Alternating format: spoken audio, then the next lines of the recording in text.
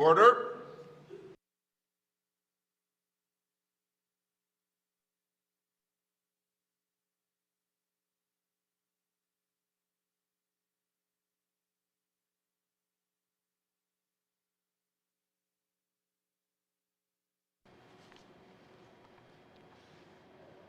Tabia glabits and Budini Sirakakont ende Masisi Jesusin with Sinidus and Goa Jokatanana Kuna on Joyunis and Akite goes a coherent Tarana Zontenegard, a Dornak or Akikin, Rabet Goats and Aniti, Masisi Jesusin with Sine.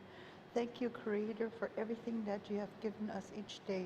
We thank you for helping us to deal with all the challenges in our lives. May you help us see the solution so that we may overcome the challenges in our lives.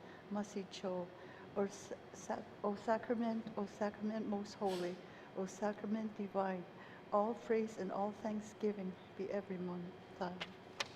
Masitabi yoklabits and kodinisi account ende, etabi yoklabits and kodinisi account ende, masi. Please be seated. I'd like to thank Ms. Clary for the opening prayer and reflections. Minister statements. Minister from ITI.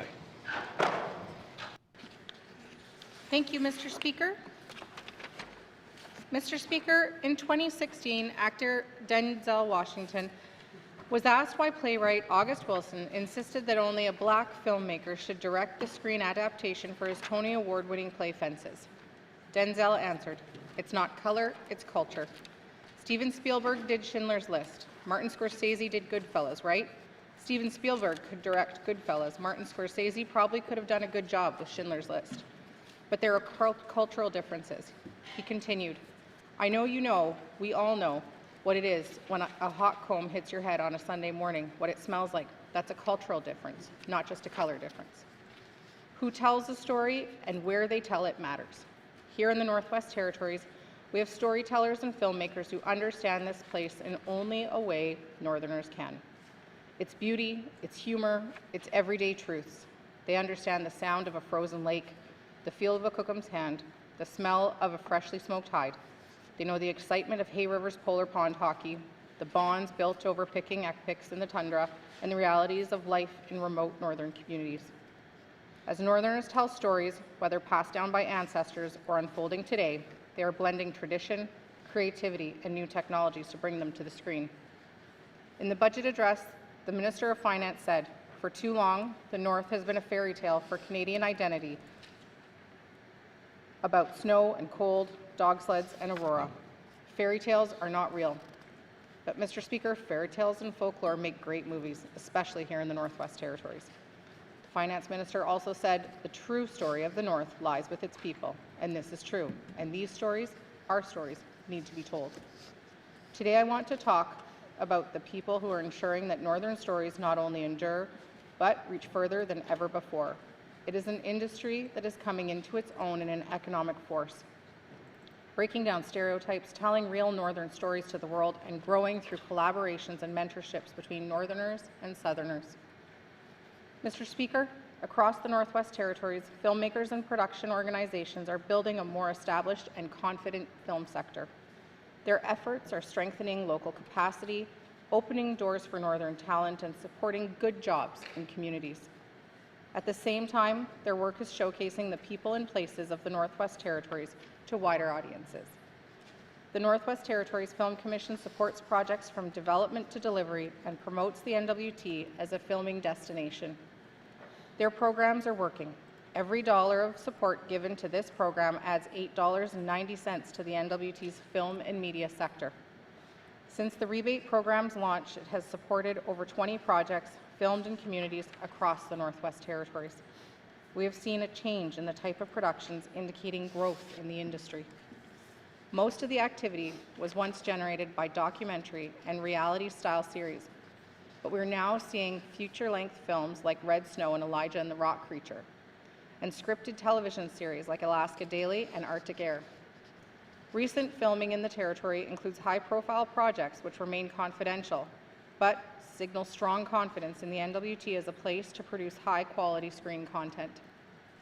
In the past, We have seen shows like North of North become wildly successful.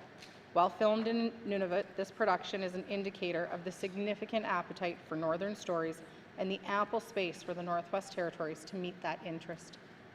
Mr. Speaker, there's no shortage of talent in the Northwest Territories.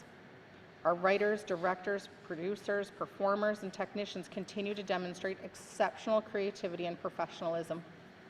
They strengthen the Territory's reputation as a place where compelling stories are told authentically and with care. This flourishing in film has been powered by local producers and organizations like Dead North, the NWT Professional Media Association, and Western Arctic Moving Pictures. In fact, a few big milestones lie ahead for the industry this year. In 2026, Western Arctic Moving Pictures will mark its 25th anniversary, and the Yellowknife International Film Festival will celebrate 20 years of supporting filmmakers, audiences, and screen culture in the North. The film and media sector is a growing economic driver with a real value to the Territory, with knock-on benefits to other sectors like tourism. Data shows that people have traveled to the NWT inspired by something they watched, like Ice Road Truckers, Arctic Air, and Alone. The industry also creates new opportunities in smaller communities by hiring locals, like the Alone franchise did in 2 different seasons, to fill positions as guides, knowledge holders, and wildlife monitors.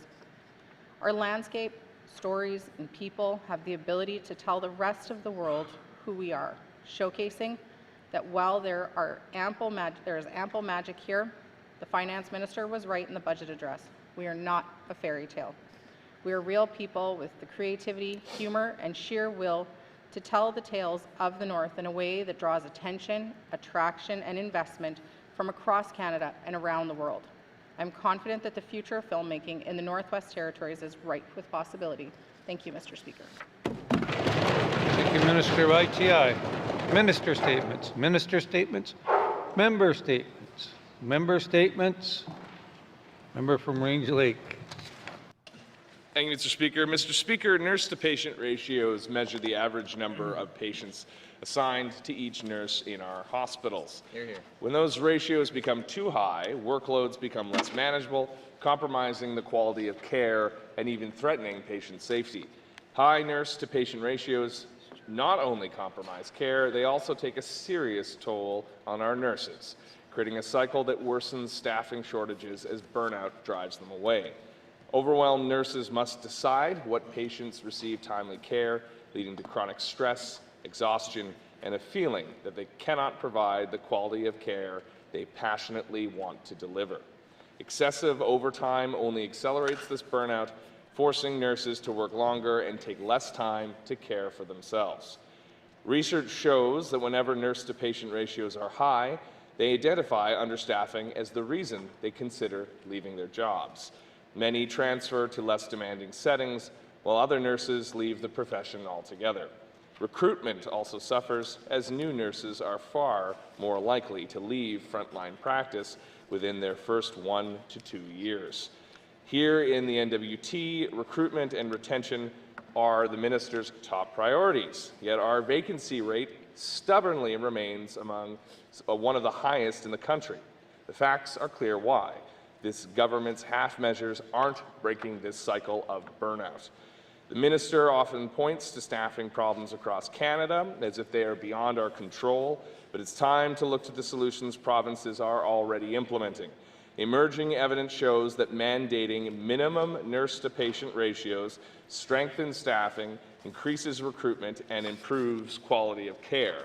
British Columbia is leading the way. In 2023, their government signed a memorandum of understanding with the BC Nurses Bargaining Association to implement minimum ratios. And evidence shows that hospitals with improved staffing are already seeing real benefits. Now that we have a proven solution to turn to, it is time for this government to spare no effort, mandate reasonable nurse-to-patient ratios, support our nurses, and empower them to deliver the standard of care that Northerners deserve. Thank you, Mr. Speaker. Thank you, member from Range Lake. Member statements. Member from Sawtooth.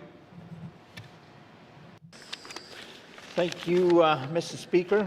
Today, I want to speak about the impacts on the Mackenzie Mountain School in Norman Wells. Mr. Speaker, Norman Wells and the Sahtu region face two converging crises threatening our families and children. Imperial Oil's closure, being one, has already forced 11 students across 5 families planning to leave Norman Wells, with 8 more potentially affected. That's nearly 20% of our student enrollment population, children uprooted from their schools, parents forced to choose between community and economic security. Simultaneously, the federal government cuts the Jordan Principles funding or stripped away critical supports. Mr. Speaker, for years, this funding provided specialized educational assistance, supports occupational therapists, and health supports that showed us what's possible when schools are properly resourced. Mr. Speaker, now it's being stripped away. Hundreds of students' support assistants are being lost across the Northwest Territories. In the Sahtu, students are losing specialized equipment, health services, and therapy. Without specialized staff, all students suffer, and critically, we lose the ability to ensure safety education of our staff and students. Mr. Speaker, these positions provided meaningful employment to northern residents. Many Indigenous, that employment is disappearing precisely when Imperial Oil closure eliminates other jobs. We cannot stand by while the gap between Indigenous students in the north and their southern counterparts widens. We cannot accept our children losing education security. The Sahtu is resilient, Mr. Speaker, but resilience requires support, partnerships, and action planning. Mr. Speaker, our children and families deserve better, and I encourage this government to act with urgency on this crisis demands. Later, Mr. Speaker, I'll have questions to the Minister of ECE. Thank you. Hear, hear. Thank you, member from the Sahtu. Member statement, member from Nuvik Boot Lake. Thank you, Mr. Speaker. Mr. Speaker, the Northwest Territories Association of Communities are holding their 60th annual AGM here in Yellowknife this week. I attended the event last evening, caught up with some old colleagues, and had an opportunity to again touch base on some of the issues that the communities are facing. Mr. Speaker, I spent 11 years in municipal politics, so I know that the great work that this organization does on behalf of their communities and all our communities across the Northwest Territories. I know they've got, Mr. Speaker, meetings scheduled with Cabinet this weekend as well. So I'd like to wish them all the success. If you have an opportunity to drop by, they're at the Chateau Nova over the weekend, and say hi to some of our community leaders, mayors, councillors. Certainly encourage you to do that. And again, wish them all the success. Thank you. Thank you, member from Nuvik Boot Lake. Member statements, member from the Decho. Thank you, Mr. Speaker. Despite the well-established connection between oral health and overall well-being, far too many Northerners continue to face significant barriers when trying to access even the most basic dental care. Mr. Speaker, this lack of access does not only impact residents, it also carries a substantial financial burden for the government. When dental services are not available in communities, preventable oral health issues escalate to emergencies, requiring medical travel, an expense that continues to grow year after year. Oral health is not a luxury, it is a core component of general health, affecting nutrition, speech, confidence, mental health, and the management of chronic disease. Untreated dental problems often lead to infections, pain, difficulty eating, and serious medical complications. These cases too often result in emergency room visits or specialist referrals that require costly travel arrangements, accommodations, escorts, and sometimes repeated follow-up appointments. The result is avoidable strain on both residents and the government already overextended medical travel budget. Yet many residents in small remote communities wait months, sometimes years, for a visiting dental provider. It is if one arrives at all. Others must leave their communities at significant personal and financial costs. These gaps in coverage create inequities that Northerners should not be expected to accept. Mr. Speaker, we must do better, invest in reliable, community-based dental services. Is not only the right thing to do for residents, it is also fiscally responsible. Strengthening dental services contracts improve recruitment, retention, and collaboration with Indigenous governments on local preventative programs. Will reduce medical travel costs and promote healthier communities. Oral health must be treated as a priority, not as an afterthought. This government must take meaningful action to ensure every community has dependable access to dental care. Merci, Mr. Speaker. I'll have questions for the Minister of Health. Thank you, member from the Date Show. Member statements. Member from Frame Lake. Thank you, Mr. Speaker. On this Freaky Friday, I'd like to build on our ITI minister's statement earlier and highlight yet another of Yellowknife's burgeoning new arts festivals. On February 16th, the Still Dead Film Festival rose like a zombie from the grave of the infamous past film festival Dead North and brought indie horror film back to life in Yellowknife. 350 excited filmgoers dragged, stumbled, and crawled their way into the sold-out Capitol Theatre to enjoy an evening of laughs and screams with the creativity and talent of Yellowknife's amateur filmmaker scene on display. I was lucky enough to get tickets along with my colleague from Great Slave, and I really enjoyed the films. In what is becoming a running trend for these local festival statements, again, I really enjoyed Johnny Vu's entry, which disturbingly parodied the perils of trusting ChatGPT for life advice. Along with his co-creator Elliot Pope, they deservedly nabbed the Audience Choice Award. Best Film went to Heart Above All by Chris Aiken and Emmanuel Ramos. Best Sound to Paired by Jocelyn Chappelle. Best Acting to Paul McKee. Best Effects to Monsters by Tanya Kruger and Carson Asmundson. And a big shout out goes to Kai Walden, who won the Best Emerging Filmmaker Award. Congratulations to all filmmakers, crews, and actors on a job well done. Mr. Speaker, festivals like this are so good for our community. They bring people together and give them a creative outlet when they might otherwise be shut in from the cold and isolated from connection. As one filmmaker I spoke to said to me, making that movie got me through the winter. It also highlights how important movies and gathering as a community at our beloved theatre are to Yellowknife. I have to mention the Capitol Theatre's contribution to making this festival happen and the great support manager Chris Wood has always shown to our local film scene. I'd be remiss if I failed to mention the brain trust behind bringing this mainstay of Yellowknife's film scene back to life, led by none other than former Yellowknife North MLA Ryland Johnson and his fellow organizers Heather Heinrichs, Kilulak Arnyaknak, and Keelan Simpson. Thank you to them, the filmmakers, and everyone involved in our incredible growing northern film scene. You are contributing so much to our community. Thank you, member from Frame Lake. Member statement. Member from Yellowknife North.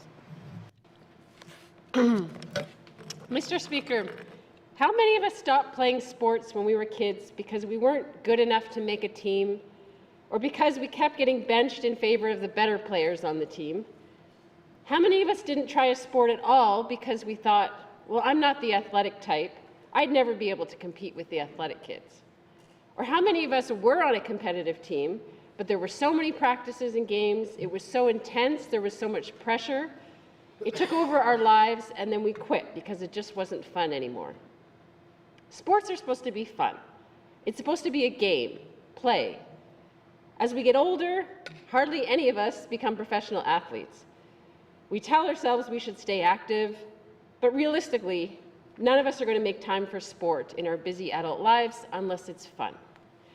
And yet, for some reason, so much of our system of organized sport revolves around the idea it has to be competitive, that we need to focus resources on the most skilled players and weed out the rest. The idea that the drive to win is the thing that's going to motivate us the most, even from a young age, to try and push to be our best selves. That if we're out there giving everyone participation medals and no first place trophies, that we will never develop excellence. Well, we can look to the country that won the most medals in the recent Olympic Games, Norway, a country of only 5.6 million people, tiny even compared to Canada.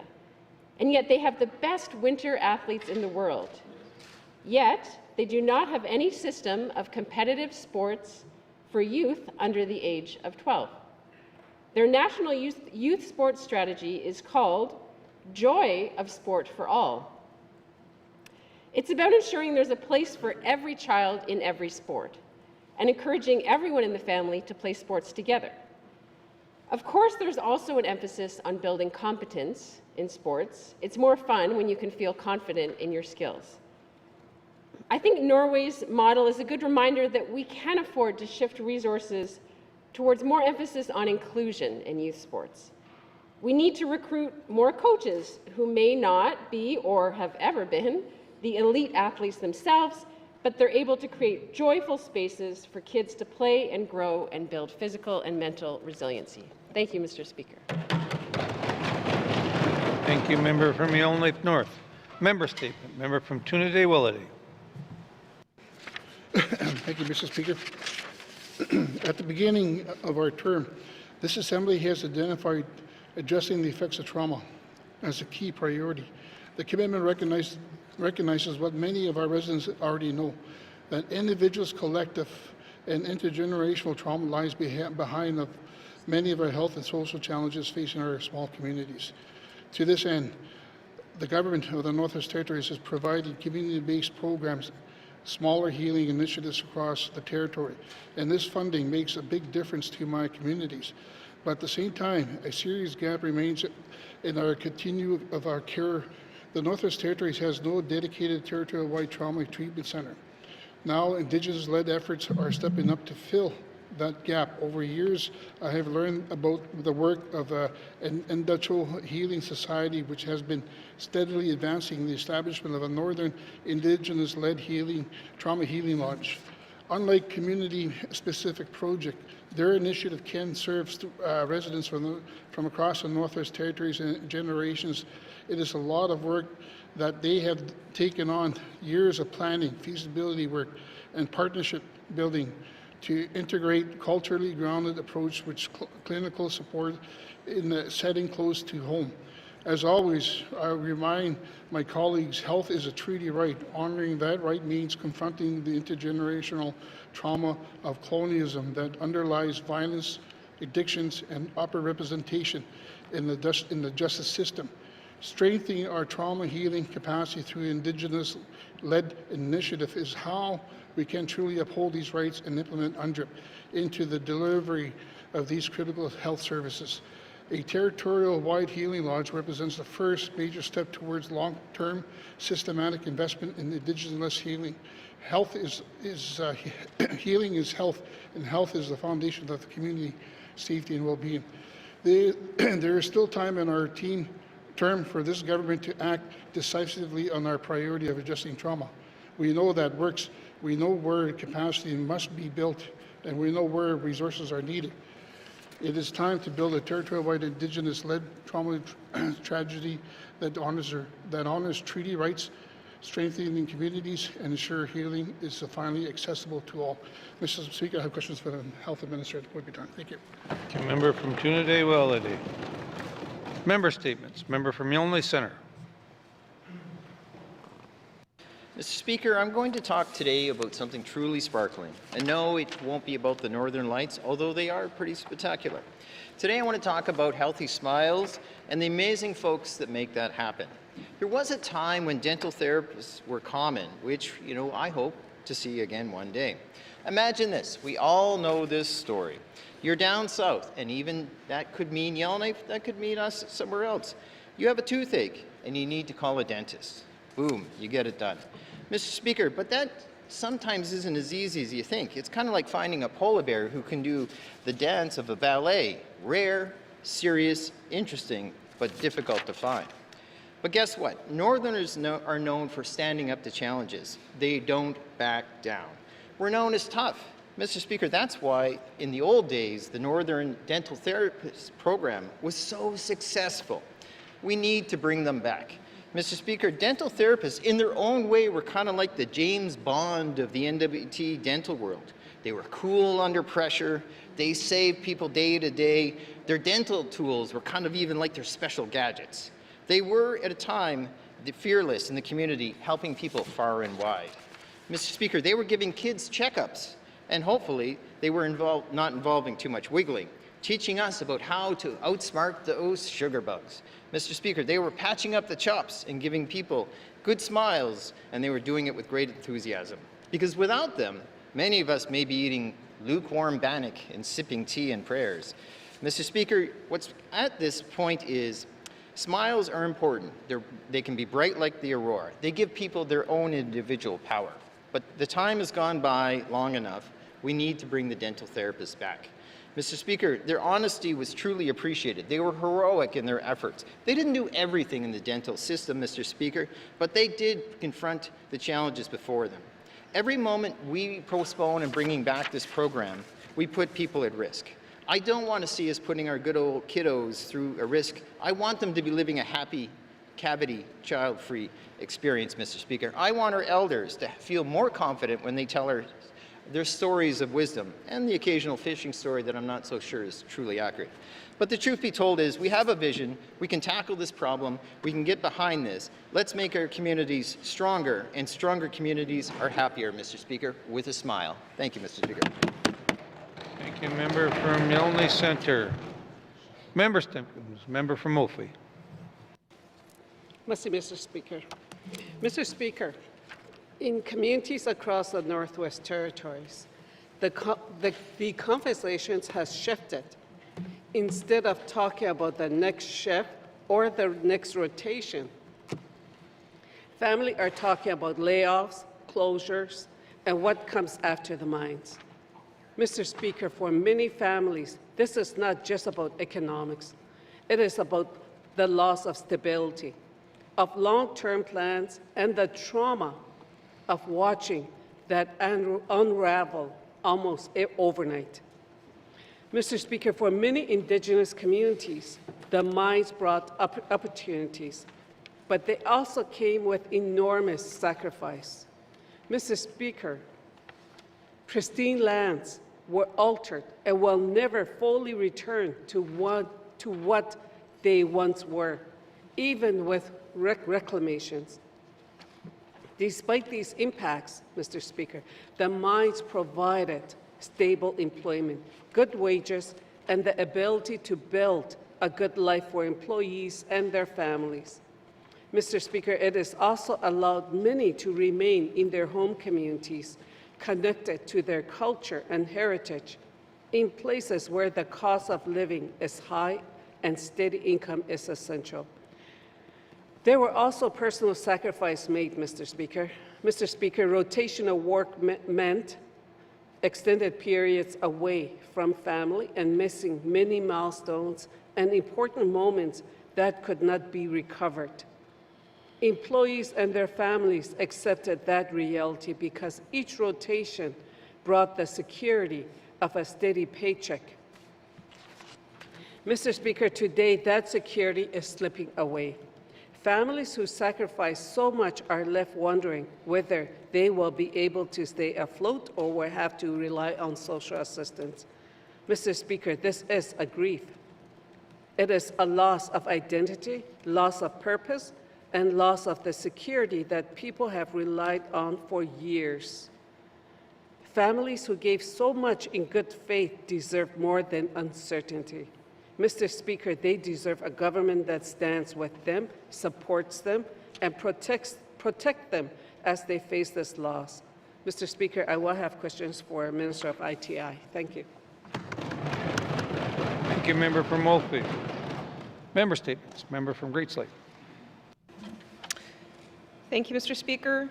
I had a thought on this bright and cold morning as I walked into the Assembly this morning, and I know that when we get overwhelmed in this House, we often go for a walk to get some fresh air and reinvigorate our spirits. In wintertime in Germany, residents open the windows to clear out the stale air, and I hope that I can do that, a little bit of that today. Poetry does this for the soul. So today I wish to share a poem by Mary Oliver with the House. You do not have to be good. You do not have to walk on your knees for 100 miles through the desert repenting. You only have to let the soft animal of your body love what it loves. Tell me about despair, yours, and I will tell you mine. Meanwhile, the world goes on. Meanwhile, the sun and the clear pebbles of the rain are moving across the landscapes, over the prairies and deep trees, the mountains and the rivers. Meanwhile, the wild geese, high in the clean blue air, are heading home again. Whoever you are, no matter how lonely, the world offers itself to your imagination, calls to you like the wild geese, harsh and exciting, over and over, announcing your place in the family of things. Thank you, Mr. Speaker. Thank you, member from Great Slave. Member statements. Colleagues, I'd like to share with you some very exciting news about housing in the community of Nahanni Butte. The Nahanni Butte Denny Band merits profounded recognition for delivering 17 new house units from 2023 to 2025, directly uplifting 17 families in this isolated northern community. This year marks further progress: 1 new transition short-term accommodation unit, 3 additional rooms expanding the general store capacity in 2024, and a complete staffing housing project. Over 4 years, the band addressed minor and major repairs across 14 existing homes with ambitious renovation plans for extending beyond 2030. These milestones gleam against Nahanni Butte's formidable challenges: no all-season road access and 3 months of annual isolation demands ingenious at every turn. Band staff demonstrated unrelentless commitment, partnering creatively to truck materials, coordinate flying crews, and navigate winter delays. Their solutions transformed housing, the #1 priority identified in the 2021 Community Needs and Demand Study, from the aspirations to achievement. As a key transfer to short-listed applications today, the community extended heartfelt gratitude to virtual supporters: Housing NWT for core funding, federal partners CERNAC, CMHC, NICC, CanNor, and NICHI for bridging gaps, and the Northern Institute or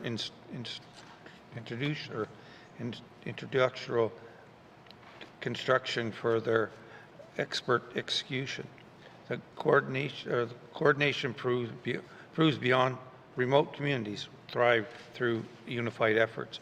Colleagues, stable homes restore dignity, anchor families, and foster new self-determination. Nahanni Butte's success counters overcrowding, health risk, and youth exodus that plague small communities. Each unit signals hope, enables elders to age in place, and children to thrive locally. I've had the opportunity to visit these homes and speak with the tenants and leadership. They're very happy and proud of the new units and the band's commitment to its membership. I hope you will join me in celebrating this model of Indigenous leadership and partnership. I continue to urge sustainable investment to match their vision through 2030 and beyond. Nahanni Butte Band, your preservation inspires every northerner facing isolation. Thank you for showing us the possibility. Member statements. Member statements. Turns to oral questions. Turns to oral questions. Recognition of visitors in the gallery. Member from Range Lake. Thank you, Mr. Speaker. I'd like to recognize some Yellowknife firefighters who have joined us today. Christian Bitrolf, Adam Ketcher. I'm going to struggle with this one. Justin Zawirucha and McKinley Moore. Thank you very much for being here today. Thank you. Recognition of visitors in the gallery.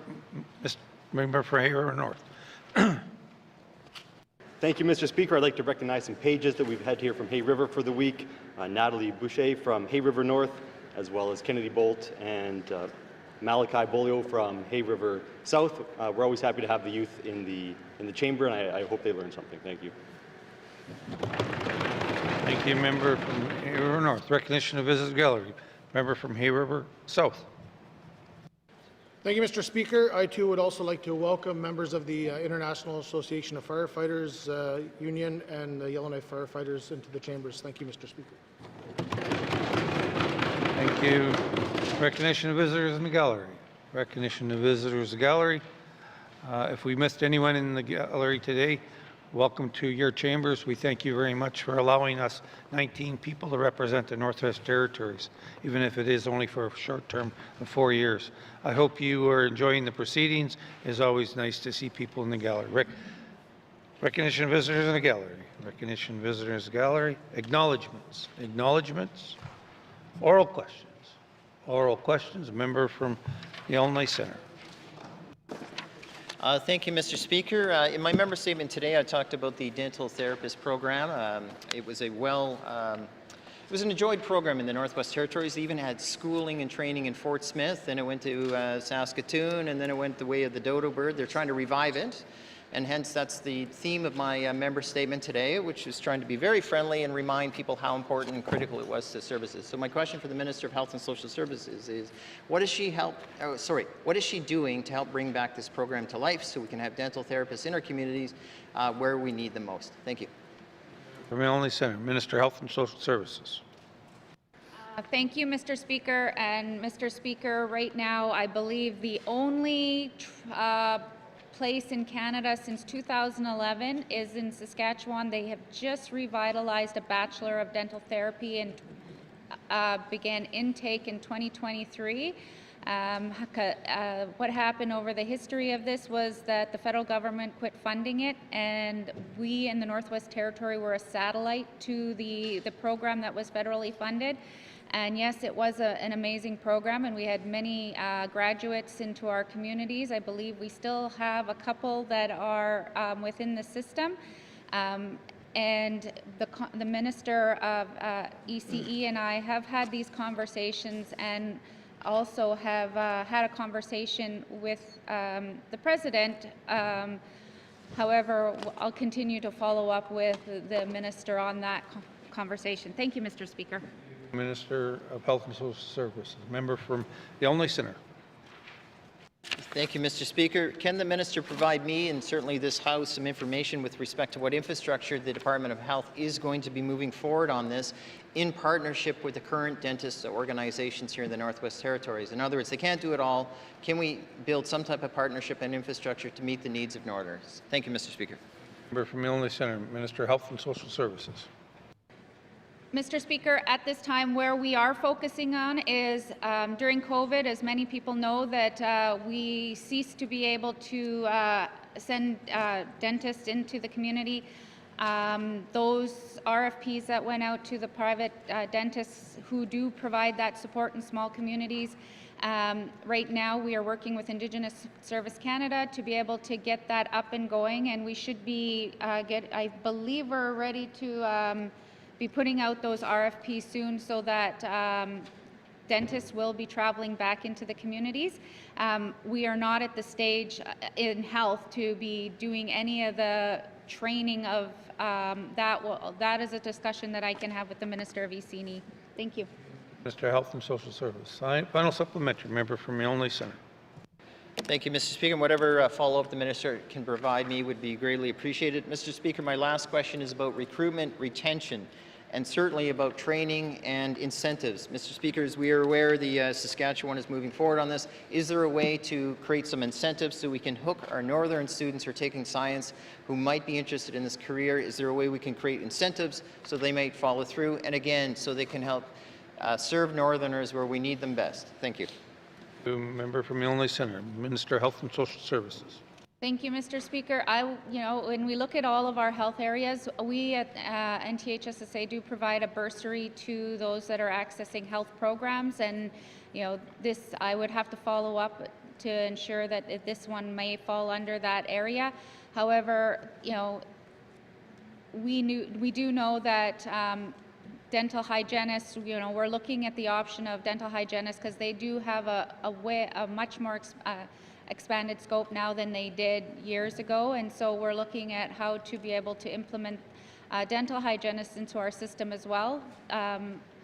Going forward, I'll continue to have those conversations with the college with the hopes that one day we may have a dental therapy program in the Northwest Territories. Thank you, Mr. Speaker. Health and Social Services. Oral questions. Member from the Satu.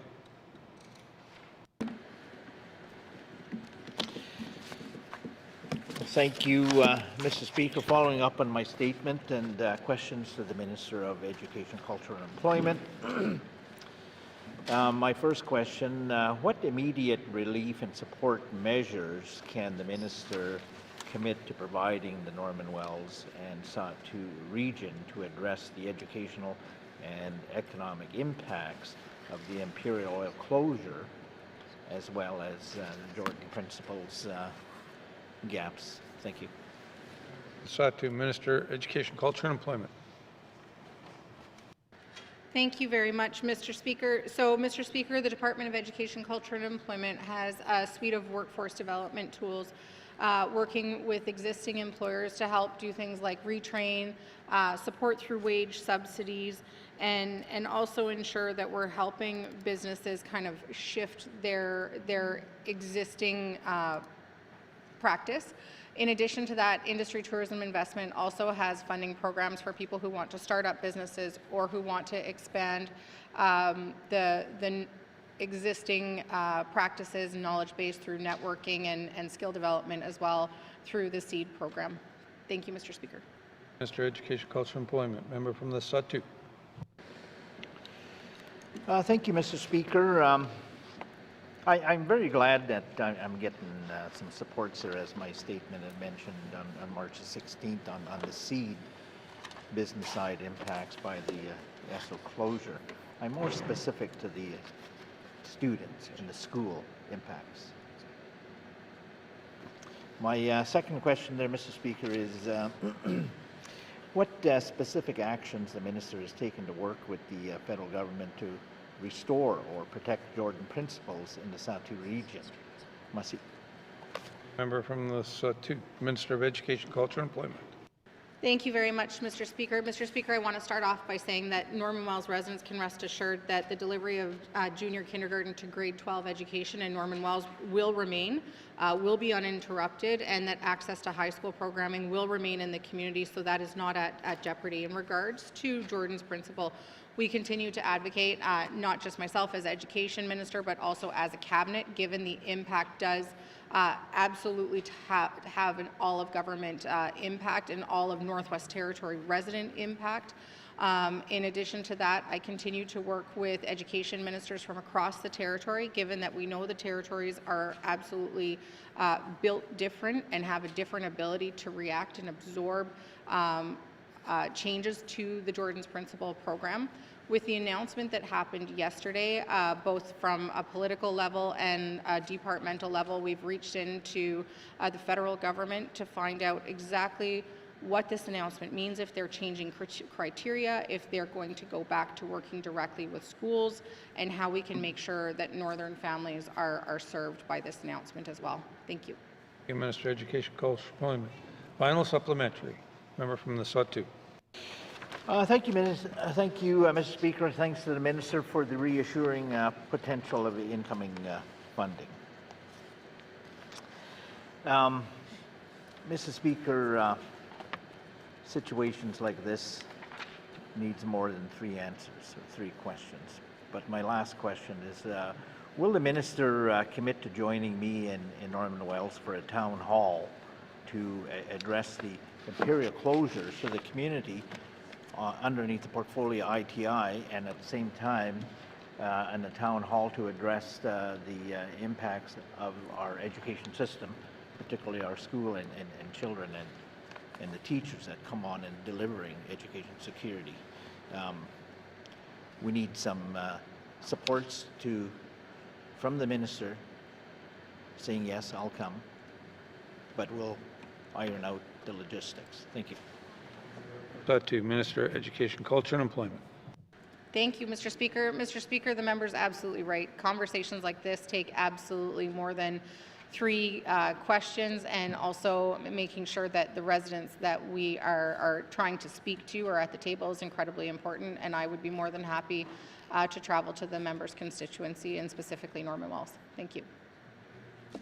Minister of Education, Culture, and Employment. Oral questions. Member from the Decho. Thank you, Mr. Speaker. My questions are for the Minister of Health and Social Services. Can the Minister outline what specific steps the department is taking to improve the consistency and availability of dental services in small and remote communities, particularly in communities that have gone extended periods without a dental provider? Thank you. Minister of the member from the Decho, Minister of Health and Social Services. Thank you, Mr. Speaker. To the member's question, right now what we're doing, immediate steps, what we're doing is ensuring that there's a process for everyone who is covered under their insurance, applicable insurance. So for First Nation Inuit, that would be through NIHB, their Métis benefit, then they would go through that program, or extended health benefits or employer benefits.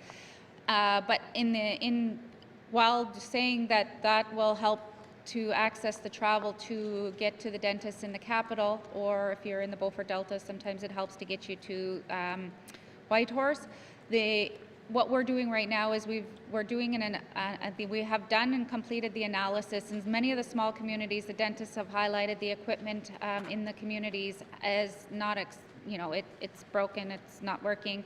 So we have done an application to the Oral Health Access Fund, and we're just waiting on that to see if that will be funded. Therefore, then we'll move forward and replace all of the equipment that needs to be replaced in all of our small communities.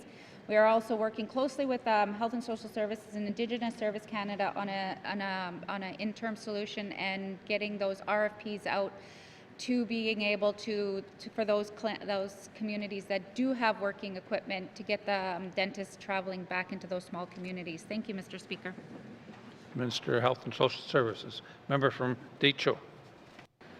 Thank you to the Minister for that lengthy answer, and I will, some of the questions I have is she's answering them. So given the significant and raising costs associated with medical travel for preventable oral health issues, can the Minister explain how improved community-based dental services could help reduce pressure on the GNWT's medical travel budget, and what actions are being considered to achieve these savings?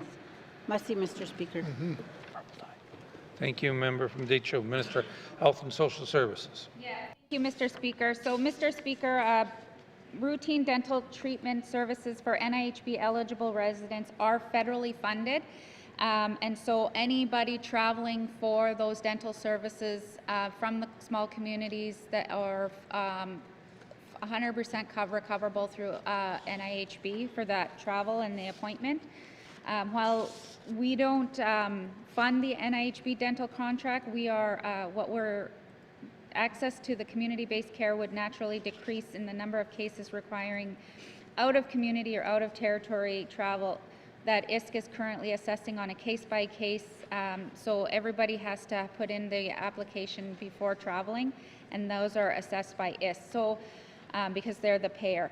One of the things that we are doing is we do have some dental therapists still in the system, so those regional dental therapists are working with the regions. However, we noted to the previous members' comments is that there's not very many of them out there. So what we're looking at is the option of different like dental therapy or dental hygienists at this moment. But thank you. Thank you, Minister of Health and Social Services. Final supplementary, member from the Decho. Thank you, Mr. Speaker. My next question is, what work is the department undertaking with Indigenous governments, local health authorities, and dental professionals to develop sustainable community-driven preventable oral health programs that reduce long-term dental issues and improve overall health outcomes? Merci, Mr. Speaker. The date show, Minister of Health and Social Services. Thank you, Mr. Speaker. Mr. Speaker, within the communities, community health reps can be doing a lot of that health promotion, especially in the public, in the schools, making sure that, you know, it's an important part of teaching kids to make sure they're brushing their teeth. Also, the other piece is underway is the modernization of dental equipment, as I mentioned. But I would like to say that there are some Indigenous governments that have taken some more leads in this area, and I would like the IRC, for instance, they have established their own program, you know, with funding from ISC, and they hire their own.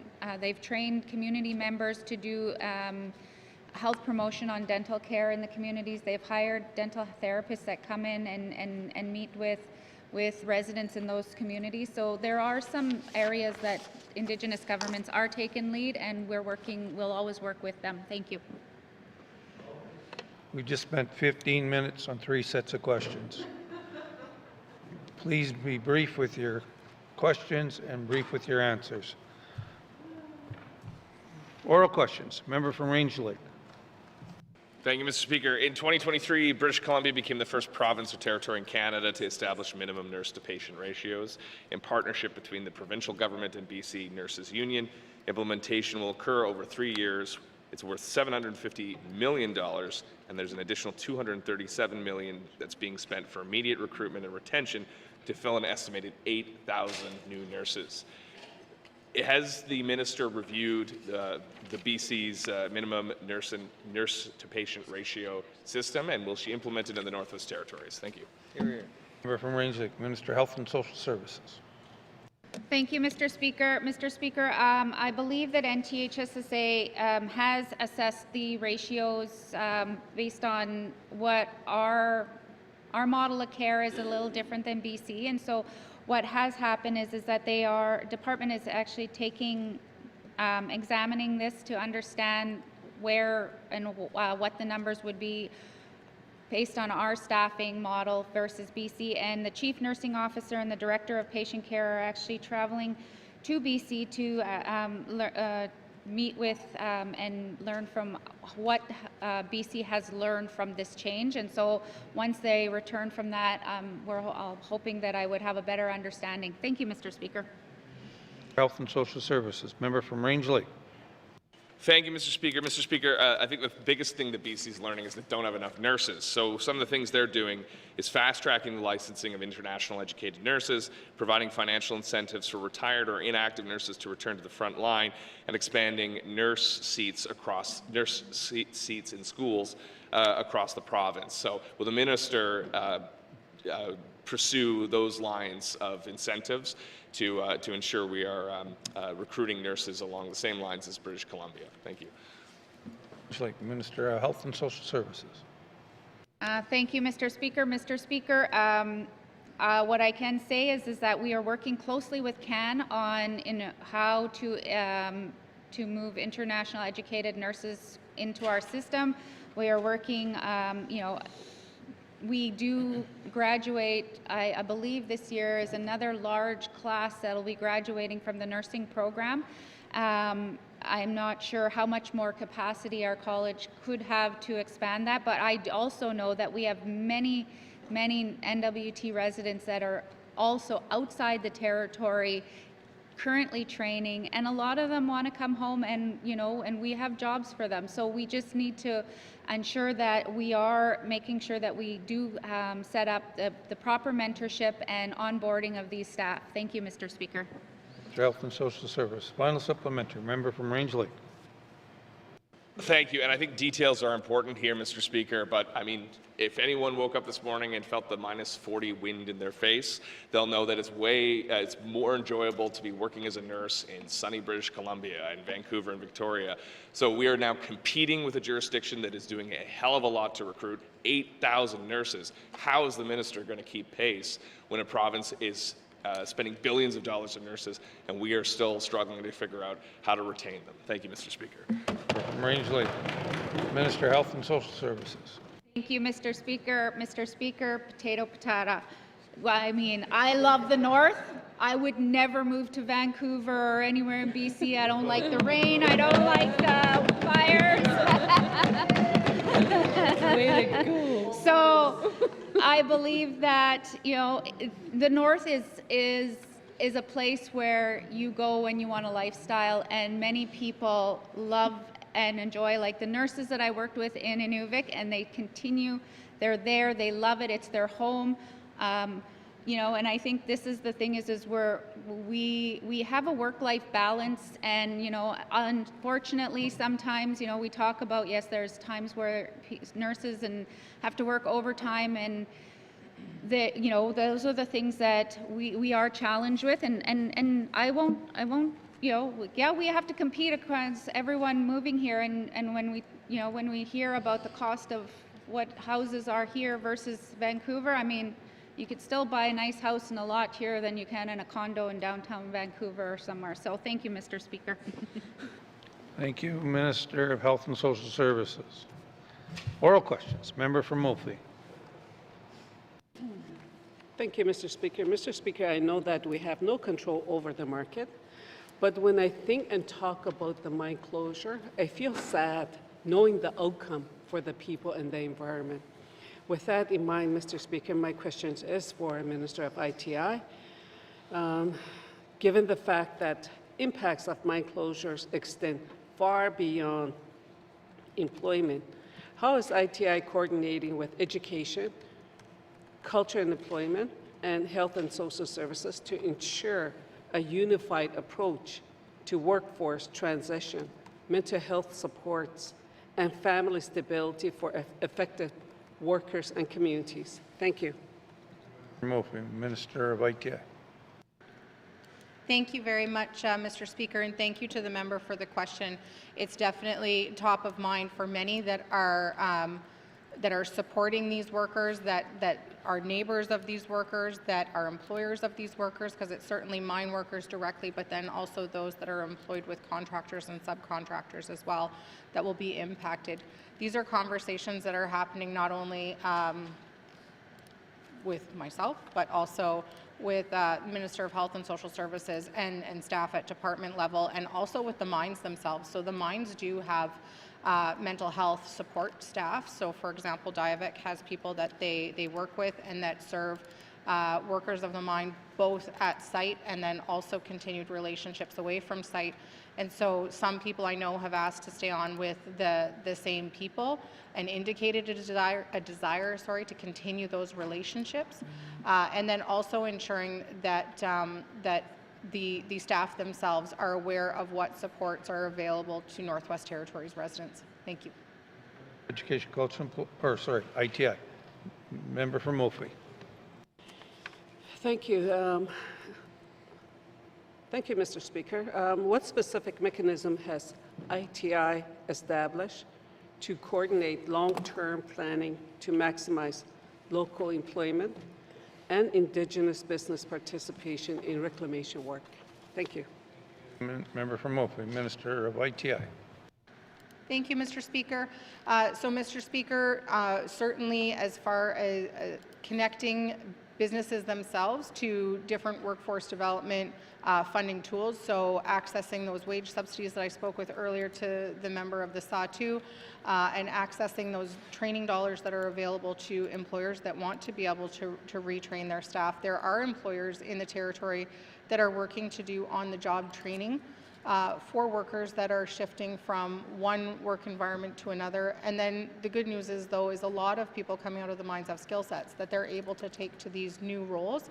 Some of those supports include things like communicating to my federal government counterparts how the federal procurement processes sometimes don't serve our end goals, and also supporting the messaging coming out of industry who are also taking those messages themselves to the federal government. Thank you. Of ITI. Final supplementary. Member from Moultrie. Thank you, Mr. Speaker. Mr. Speaker, how is the department working with other departments and Indigenous government to support the creation of new local industry to ensure communities can retain workers displaced by mine closure? Thank you. Member from Oakley, Minister of ITI. Thank you, Mr. Speaker. So, Mr. Speaker, we are working both here in the NWT to make sure that people can remain employed here in the Northwest Territories.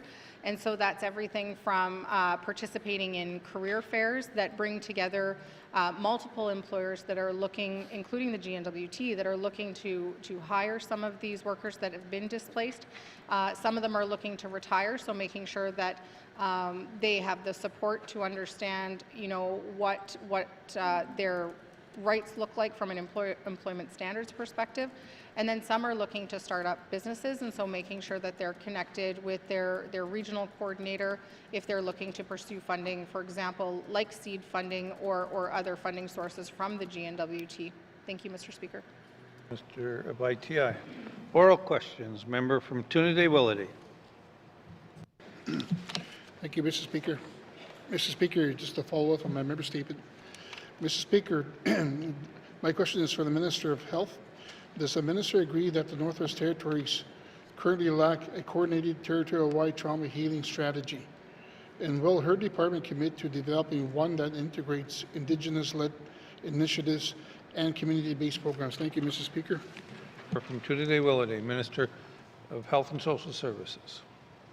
Thank you, Mr. Speaker. Mr. Speaker, we, myself as Minister, and I know the Premier, have had discussions during my time as a cabinet minister, and I think these discussions started prior to this government, working alongside and supporting the Indasho Healing Society on their work towards a trauma treatment center in the Northwest Territories. And right now we are, collaborating with them and the work that they are working to get, the funding that they need to do this through Indigenous Service Canada, and we will continue to work with them. Thank you, Mr. Speaker. Minister of Health and Social Services. Member from Trinity-Willity. Thank you, Mr. Speaker.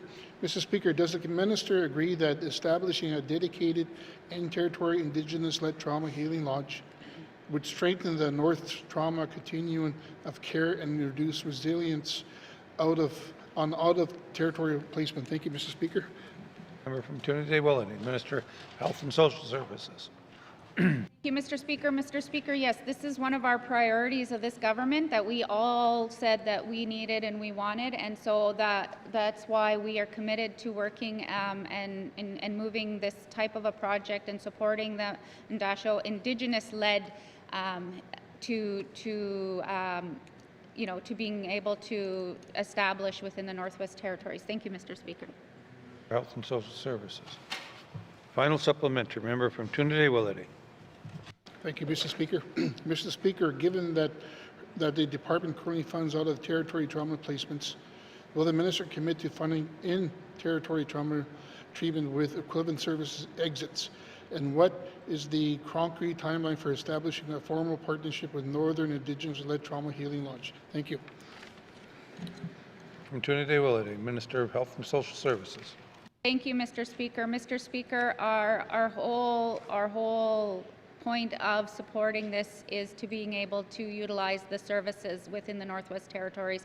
So, however, we continue to work through these to support them to be established, and then those conversations on how we, ensure that residents who are needing this, that we're able to support them through that. Thank you, Mr. Speaker. Minister of Health and Social Services. Oral questions. Member from Yellowknife North. Thank you, Mr. Speaker. So I have questions this morning for the Minister of the Power Corporation, NTPC. So we know we've experienced power outages, some lately, and these can be costly to households and businesses when it causes damage to equipment, appliances. So my first question to the Minister is, are there any circumstances where NTPC or Naka Power would be liable to reimburse households or businesses for the cost of any damages to their equipment or appliances? Thank you, Mr. Speaker. Member from Yellowknife North, Minister responsible for NTPC. Thank you, Mr. Speaker. Mr. Speaker, any payments on behalf of any utility, and in case of Yellowknife, it would be NACA most likely, but they too would be subject to fairly standard terms and conditions, standard insofar as they're utilized across Canada. And in those circumstances, it would really be only, if there was something rising to the point of negligence and not an outage that is unfortunately a run-of-course type of outage. But short of that, Mr. Speaker, there's not a provision that under which the utilities pay customers back for surge damage that they may experience. Thank you. Response for NTPC. Member from Yellowknife North. Thank you, Mr. Speaker. So, is the minister aware of how this practice would compare to standard practices from other utilities or governments in other parts of Canada in terms of funds or opportunities for people to be reimbursed for damages due to power outages? Thank you, Mr. Speaker. The member from Yellowknife North, Minister responsible for NTPC. Thank you, Mr. Speaker. And so again, I'm cautious that I don't want to speak for NACA, but certainly the NTPC and NACA's terms and conditions are, I think, fairly well known, if not publicly posted on their websites, and they are indeed consistent with utilities across Canada. In speaking to the CEO of NTPC, I know there are quite a number of avenues where the utilities maintain contact with one another. And lastly, Mr. Speaker, would note that the Public Utilities Board for us also provides oversight over all of those terms and conditions to maintain that, that consistency. Thank you. Mr. Responsible for NTPC. Final supplementary. Member from Yellowknife North. Thank you, Mr. Speaker. So does NTPC provide any fact sheets or information to residents to help them understand or businesses, to help them understand what they can be doing to prevent damage to equipment or appliances, such as various types of surge protection devices? Thank you, Mr. Speaker. Thank you, member from Yellowknife North. Minister responsible for NTPC. Thank you, Mr. Speaker, and thank you, Mr. Speaker. Really appreciate that question. The customer service branch does send out various the little stuffers that can go out now and again when folks receive their power bills. At least speaking on behalf of NTPC, I would expect that NACA likely does that as well, but I also expect that both utilities put a fair bit of information out on their websites, on their social media pages, and I'll happily ask them to do that again now, particularly in the winter months when we are experiencing or at risk of experiencing more outages. Folks can look to what to do in a power outage, and they'd find information. I know on NTPC's website, I think BC Hydro has some good information, and I know I've looked, I think, at Hydro-Quebec as well in the past for some of this type of information, and would encourage people to have a look and to heed the advice. Thank you. They're responsible for NTPC. Oral questions. Member from Nunavut Lake. Thank you, Mr. Speaker. Mr. Speaker, on February 9th, I gave a member statement on the Innovate Centre in Inuvik and the dire situation that it's in, and requested that the minister speak with the chair of Aurora College to look at continuing the funding. Mr. Speaker, my question is for the Minister of ECE. I guess my first question is she aware that they've now been given notice that the funding will be done at the end of March and the Innovate Centre is to shut down, maybe, Mr. Speaker, forever? Thank you. From Nunavut Lake, Minister of Education, Culture and Employment. Thank you very much, Mr. Speaker. Mr. Speaker, certainly the member has raised this in the House and in this building before, and it's certainly a huge loss to the community. I definitely always think that there are creative ways that we can look at futures of buildings and see in programs and see how they can evolve, and that often requires a broad conversation with lots of people at the table so that we can make sure that we're being creative in future uses as well. Thank you. Minister of Education, Culture and Employment. Member from Nunavut Lake. Thank you, Mr. Speaker, and I wholeheartedly agree, but similar to what happened with CLCs, it happened so quick. What the centre is looking for, Mr. Speaker, is a one-year funding, approximately $200K, to continue and do that work that the minister is talking about. To find new ways to kind of have the Innovate Centre amalgamate with the community. So what I'm asking is can the minister find a way to keep this centre open, to find that $200K, to keep this centre open for another year, to do the things that she's suggesting they do? Thank you. Member from Nunavut Lake, Minister of Education, Culture and Employment. Thank you very much, Mr. Speaker. Mr. Speaker, there is not dollars within the education, culture, and employment budget that have been dedicated to this purpose. There is, however, the SEED programming, which does and has seen applications come through, for example, in order to hire and work with consultants on the evolution of businesses, and certainly a SEED application might be a space where some of those dollars can be discovered to really help plan for the next chapter and next phase of this program. Thank you. Education, culture, employment. Final supplementary. Member from Inuvik-Boot Lake. Thank you, Mr. Speaker. Again, I agree, but as the Minister knows, seed funding does not cover core funding, and it would be good for the governance absolutely to get that, but this is a volunteer board. Can the Minister commit to once again bring this up with the chair of Aurora College? I had asked for that back on February 9th, to implore him to find a way to, at the board, to keep this centre open for another year so they can find a way to keep it open forever. Thank you. Member from Inuvik-Boot Lake. Minister of Education, Culture and Employment. Thank you very much, Mr. Speaker. Mr. Speaker, I can certainly commit to discussing this with the chair of Aurora College Board of Governors. Thank you. Minister of Education, Culture and Employment. Oral questions. Member from Frame Lake. Thank you, Mr. Speaker. Mr. Speaker, in December, Burgundy Diamond Mines received a large enterprise tariff loan in the amount of $115 million, as we saw in the news. Mr. Speaker, was Cabinet, my questions are for the Government House Leader on this item. Was Cabinet asked for their views on the $115 million loan and what should be done with it? Thank you. Member from Frame Lake. Mr. Premier. Thank you, Mr. Speaker. That's more properly addressed to the Minister of Finance, so I would like her to answer that question. Thank you. Minister of Finance.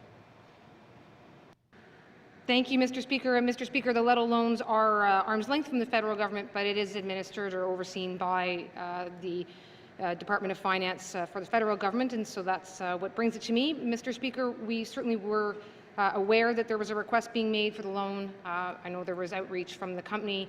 There was outreach from Indigenous Development Corporations. I don't know if any of them were asked their specifics. We were certainly asked for information about the state of the economy, the state of tariffs, the impacts of tariffs on the economy, impact of tariffs on mineral resources, and we certainly were, in that sense, following up quite clearly. But our input was not as to what the details of what the loan would be used for.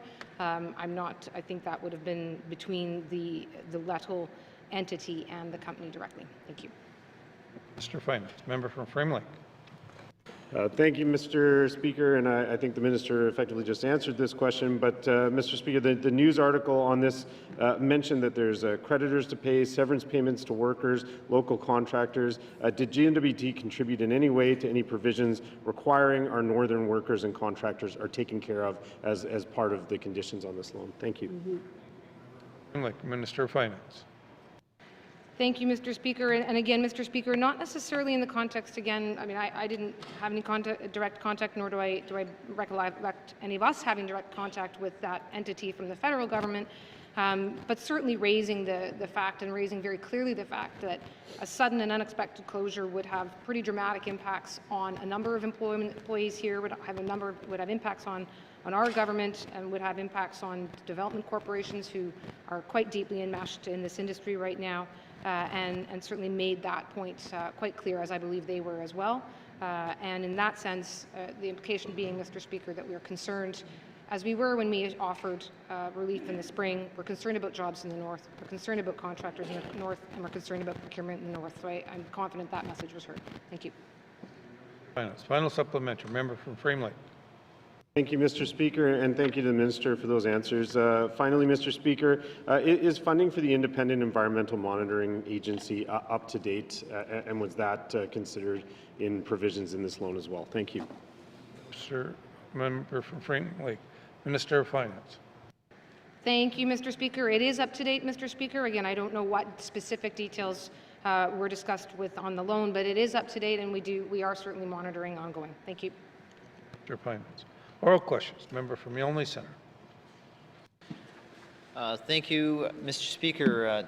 Just about 2 weeks ago, when my colleague for Range Lake and I were holding our discussion on public safety and concerns and hearing stories, one of the things that came up was that the fact that the NSCC is full, and I think my colleague brought that up the other day. I'm asking the Minister of Justice is what does the department do when the correction center is full? What is their plan to deal with that challenge? Thank you. From Yonge Centre, Minister of Justice. Thank you, Mr. Speaker. Mr. Speaker, I've not looked at the current numbers. The numbers within the facility fluctuate on a daily basis, and I'm certainly given consistent information on that plan. Currently, we're looking at some changes to the facility in Hay River to allow another grade of inmate to participate in the programming in that facility, and that will help us to address the capacity challenges. Thank you, Mr. Speaker. Mr. Justice, member from Yonge Centre. Mr. Speaker, you can only keep filling the cup so much till it spills over. You can only keep putting inmates into cells that no longer fit. Mr. Speaker, what does the department do when you've reached 100% capacity? What is the trigger point to ask yourself, we need expanded space? Schools have it. Why doesn't the jail system have it? Or maybe the minister can enlighten the House. Thank you. Member from Yonge Centre, Minister of Justice. Thank you, Mr. Speaker. Mr. Speaker, there are provisions within the facility to allow some doubling up of the inmates and to help to increase capacity. Currently, we are looking at full capacity is 207 inmates, and we currently have 139 male inmates and 2 female inmates. Thank you, Mr. Speaker. Mr. Justice, final supplementary. Member from Yonge Centre. Thank you, Mr. Speaker. Mr. Speaker, I'm not going to say the numbers are wrong, but what I am going to bring it back to is what triggers an expansion in the jail system, and that's ultimately the question to ensure that we are meeting the inmates' human rights version of the necessity there, and as such, there must be a trigger point to consider that capital response. Thank you. You, member from Yonge Centre. Minister of Justice. Thank you, Mr. Speaker. There are, within our system, we currently take inmates from other jurisdictions, so there are some federal inmates, there are some inmates from Nunavut, so if the capacity requirement for inmates from the Northwest Territories was to rise, we would have to go back and look at the agreements we have with the other jurisdictions and focus on the requirements of the territory first. Thank you, Mr. Speaker. Justice. Member, oral questions. Member from Yonge North. Thank you, Mr. Speaker. So I have a question for the Minister of Finance. So within the past few months, many GNWT employees have received a letter from the Public Service Pension Centre about an opportunity to participate in an early retirement incentive program that was proposed in last year's federal budget. And in the case of federal employees, the program is meant to help manage workforce reductions by encouraging federal workers to retire early voluntarily. So my first question is, does this mean that the GNWT is also now encouraging its public servants to retire early in order to allow for workforce reductions? Thank you, Mr. Speaker. North, Minister of Finance. Thank you, Mr. Speaker. Mr. Speaker, not encouraging, but members of the GNWT's public service are members of the same pension plan. I believe all 3 territories are in the same situation. As such, when this change was made by the federal government, it impacts our employees as well.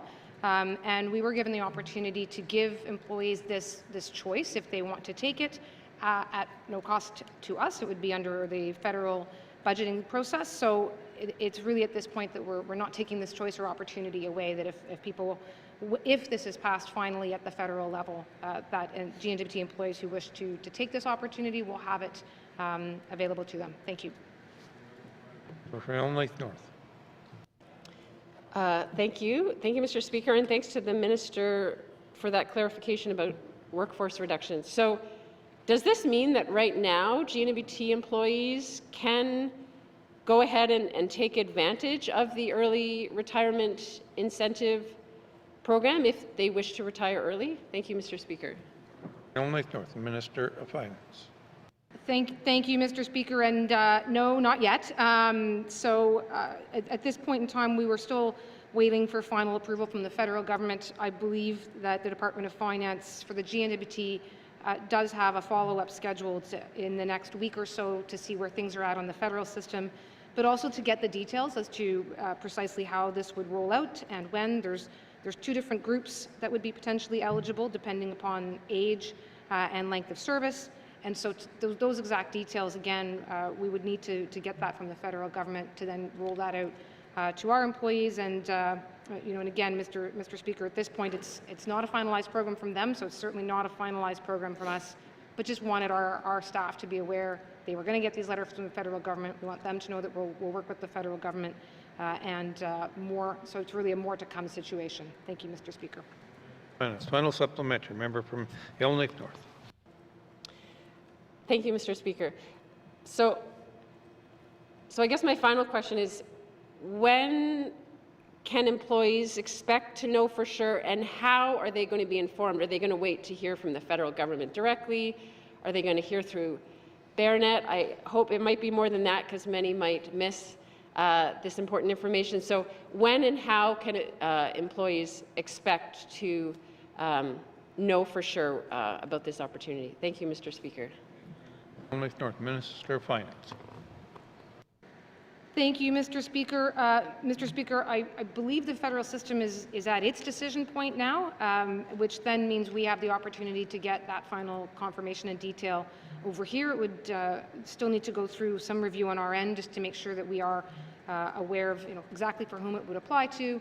And because they are part of that pension plan, there will be letters that go out directly to all pension benefit members from the federal government. Just as we communicated initially when those letters went out the first time, there will be communications that go out from the GNWT as well. I appreciate the point. It'll go to Baranet, but we'll also make sure that some folks don't access Baranet or don't have access, and so we'll take that under consideration and make sure that everyone has access to information from our government as well. Thank you. Finance. Oral questions. Member from Range Lake. Thank you, Mr. Speaker. Mr. Speaker, heavy reliance on contracting out healthcare staff is expensive and doesn't build local capacity. Investing in permanent northern staff will save money long-term and improve continuity of care, particularly in regional and small communities. My question for the Minister of Health is, how much money are we spending annually on contract and agency staff? Thank you. Range Lake, Minister of Health and Social Services. Thank you, Mr. Speaker. Mr. Speaker, I don't have that level of detail. However, I do know that I do get monthly updates when I have my meeting with the NTHSSA, and since December, I believe we've used 2, and that is to ensure that the Inuvik obstetrics stays open. However, we are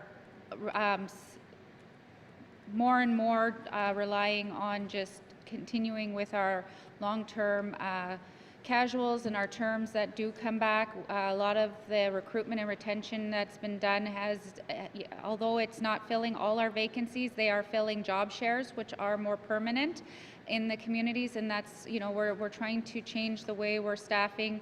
That's how we got the nurse practitioners into the day CHO, is just trying to look at different ways to permanently staff in different ways. Thank you, Mr. Speaker.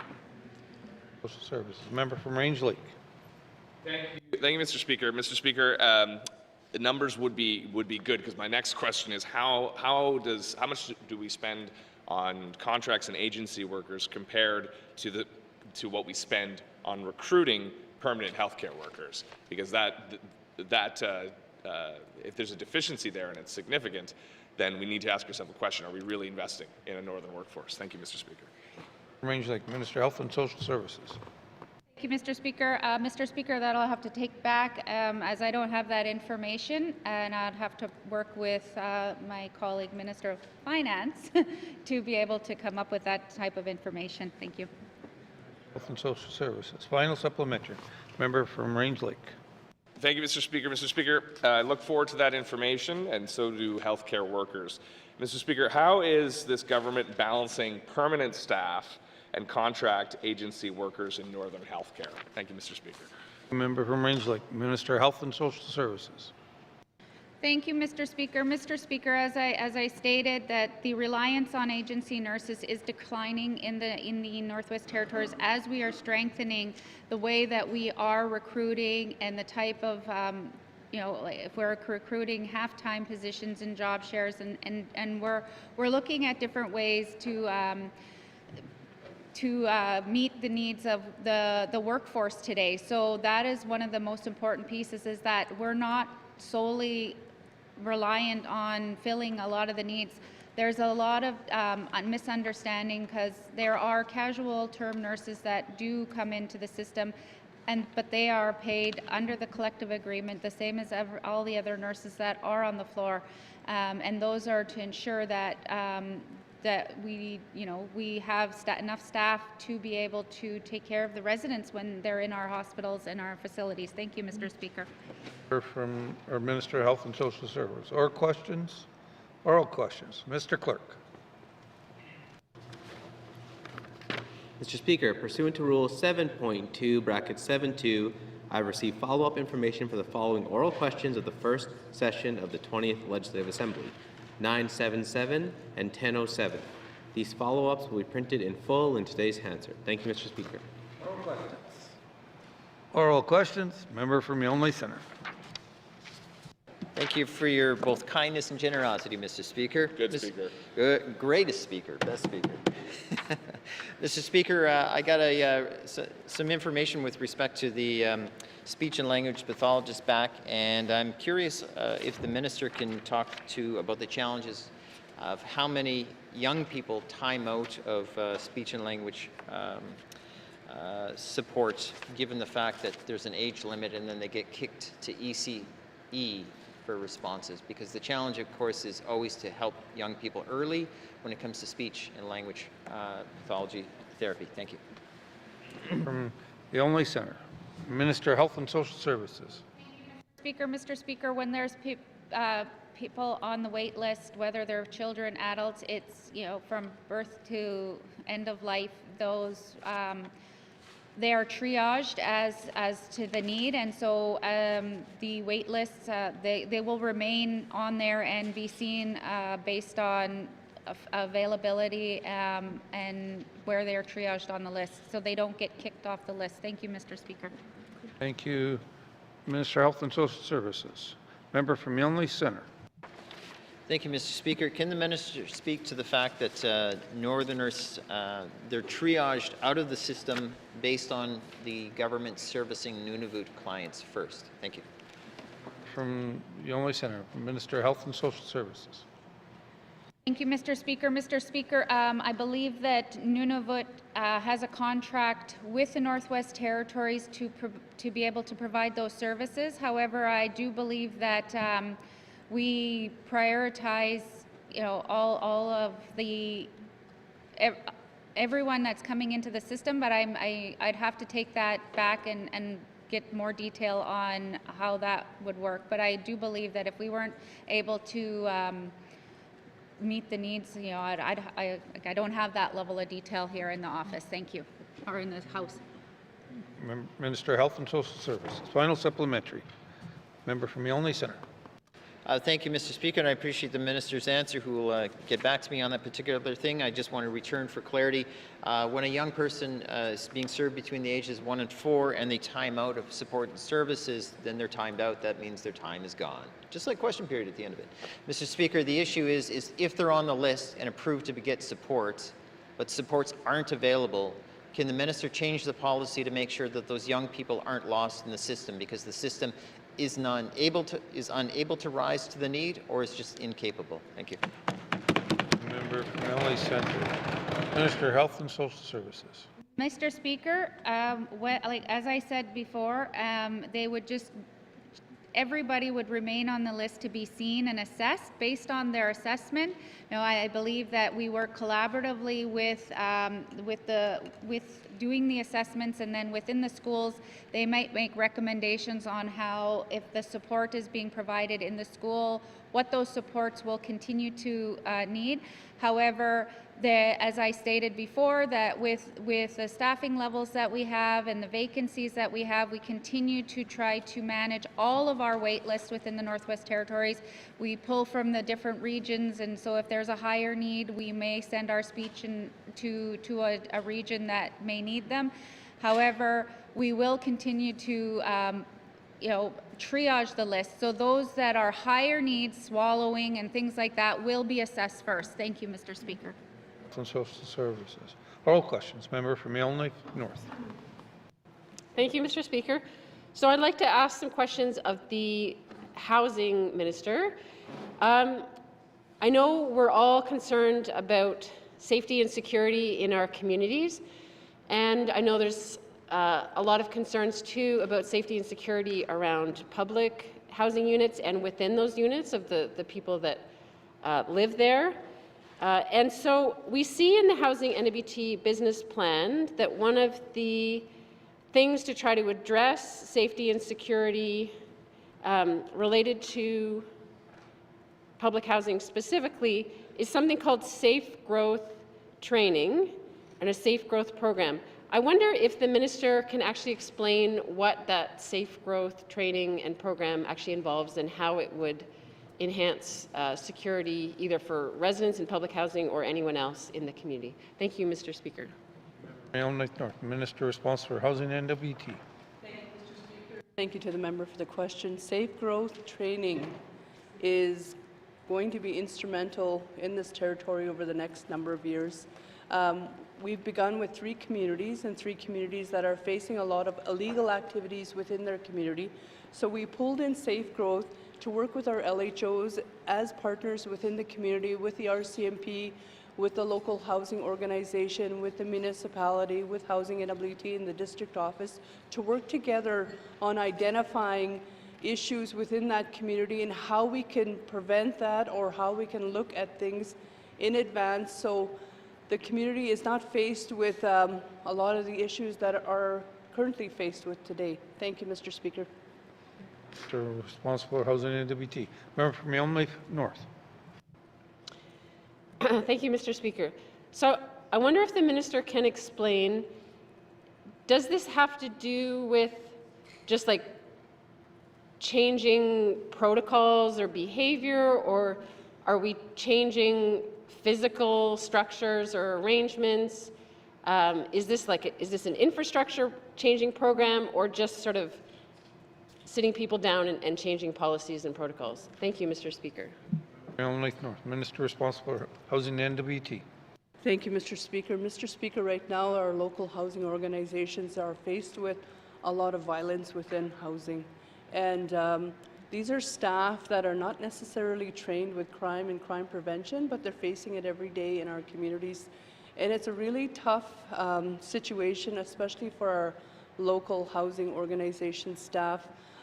In terms of safe growth, it's more about policy and protocol, what to do next in certain situations. How do you work with partners like the RCMP or the sheriff or the rental office or the local housing organization? But we are also expanding how we look at our future designs for housing. What are we looking at in terms of infrastructure builds, and how do we prevent, like crime, for example? What are we building and how are we building apartment blocks for crime prevention and environmental design? Thank you, Mr. Speaker. Minister of Health, Minister responsible for Housing and NWT. Member from Yellowknife North. Thank you, Mr. Speaker. So which communities have these trainings or this environmental design work? Which communities has it been completed in already, and will it be expanded to more or even all of the communities in the NWT? Thank you, Mr. Speaker. Thank you. Member from Yellowknife North. Minister responsible for Housing and NWT. Thank you, Mr. Speaker. Mr. Speaker, what we've begun with is we found that Hay River is hit with a lot of illegal activities. Considering the situation, the geographical location and the highway system, Hay River is hit with a lot of legal activities. We see a lot of illegal activities within our public housing. So we began with Hay River. We've reached out to Fort Smith to begin the work there. Again, a highway system. We're having discussions with another community. We haven't finalized that community yet, Mr. Speaker. We were thinking perhaps Fort Resolution. We have to do more discussions with local chief and council to see if they'd be up to having those conversations about safe growth within their community. But I think the work with safe growth is going to be instrumental in how we think about housing and how we think about community, especially around illegal activities, and just making sure that the local housing organization staff and also the district office understand that policies and protocols are in place to keep them safe, to keep the tenants safe within the units, but also to keep the community safe. And that's why the crime prevention for environmental design, looking at the Hay River build, the 30-unit build, how we're building that, instead of having hallways, you know, inside the building, we're looking at exterior access. So that's really important to have as part of our crime prevention for environmental design. I think of like when we look at parks around housing units to make sure that they're properly lit, that exits. When I first went into Bigelow, my experience here in Yellowknife with Bigelow, I was really struck by a lot of the hidden entrances and exits. So housing is looking at that as part of our territorial expansion with infrastructure build, Mr. Speaker. Thank you, Mr. Speaker. Thank you, member from, thank you, Minister responsible for housing, NWT. Oral questions. Member from Yellowknife Centre. Hey, best speaker ever, Mr. Speaker. Mr. Speaker, I have some easy questions for the Minister of Housing, but they're critical, Mr. Speaker. That's the problem right there, Mr. Speaker. So, Mr. Speaker, when there's a new initiative in a community, is it normal to invite the housing authority that'll be overseeing or managing, running, or coordinating the programs involved with those particular initiatives? Because there was two recently worked on and developed, the Aspen building down from the bowling alley and the future Tony Whitford building. So I look forward to the Minister's answer. Thank you. Member from Yellowknife Centre, Minister of Housing, NWT. Mr. Speaker, of course, we work with the local community in partnership. We have consultations with town councils, city councils, hamlets, just to have conversations around build. Development permits are instrumental in our building and design. So these are all conversations that we have at the local level to make sure that everything fits in place and is appropriate. Thank you, Mr. Speaker. Minister responsible for housing, NWT. Member from Yellowknife Centre. Thank you, Mr. Speaker. That's all fantastic. Can the Minister confirm that the local housing authorities are a standard invitee in any of these types of initiatives when it comes to public announcements, public tours, public engagement? Thank you. Thank you, member from Yellowknife Centre. Minister responsible for housing, NWT. Thank you, Mr. Speaker. I can't confirm at this moment because I don't know if it's absolutely true or not, so I can't stand here and say I can confirm. But as a minister and as president, working with the president and working with Housing and NWT, we are strong believers in collaboration and partnership, and that means at the local housing level. Thank you, Mr. Speaker. Minister responsible for housing, NWT. Final supplementary, member from Yellowknife Centre. Thank you, Mr. Speaker. I won't try to get the minister in a pickle on this one, but I will say, can the minister guarantee that all future events that involve, you know, goodwill, cutting ribbons, talking about programs, those types of things, will she guarantee and direct the department to ensure that these local housing authorities are involved in that process, because they deserve to be part of the initiative? Thank you very much. Thank you, member from Yellowknife Centre. Minister responsible for housing, NWT. Mr. Speaker, I'm not sure what the member is getting at. I talk about partnership and collaboration and working together.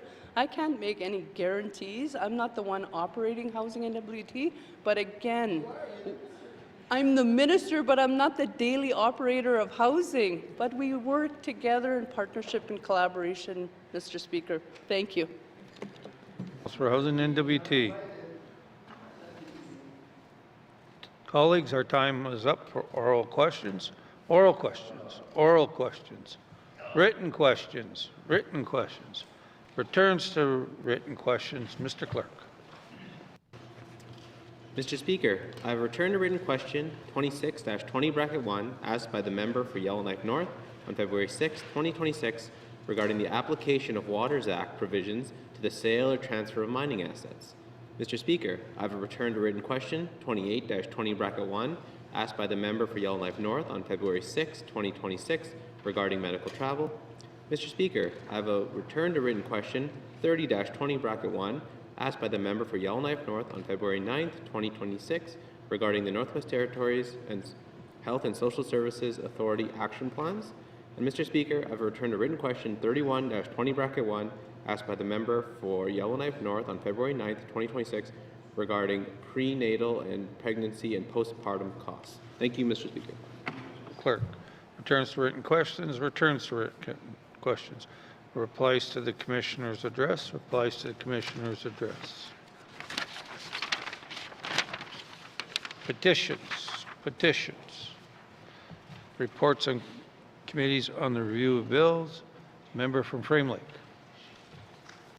Thank you, Mr. Speaker. Mr. Speaker, your committee would like to report on its consideration of Bill 29, the First Responders Workers' Compensation Amendment Act.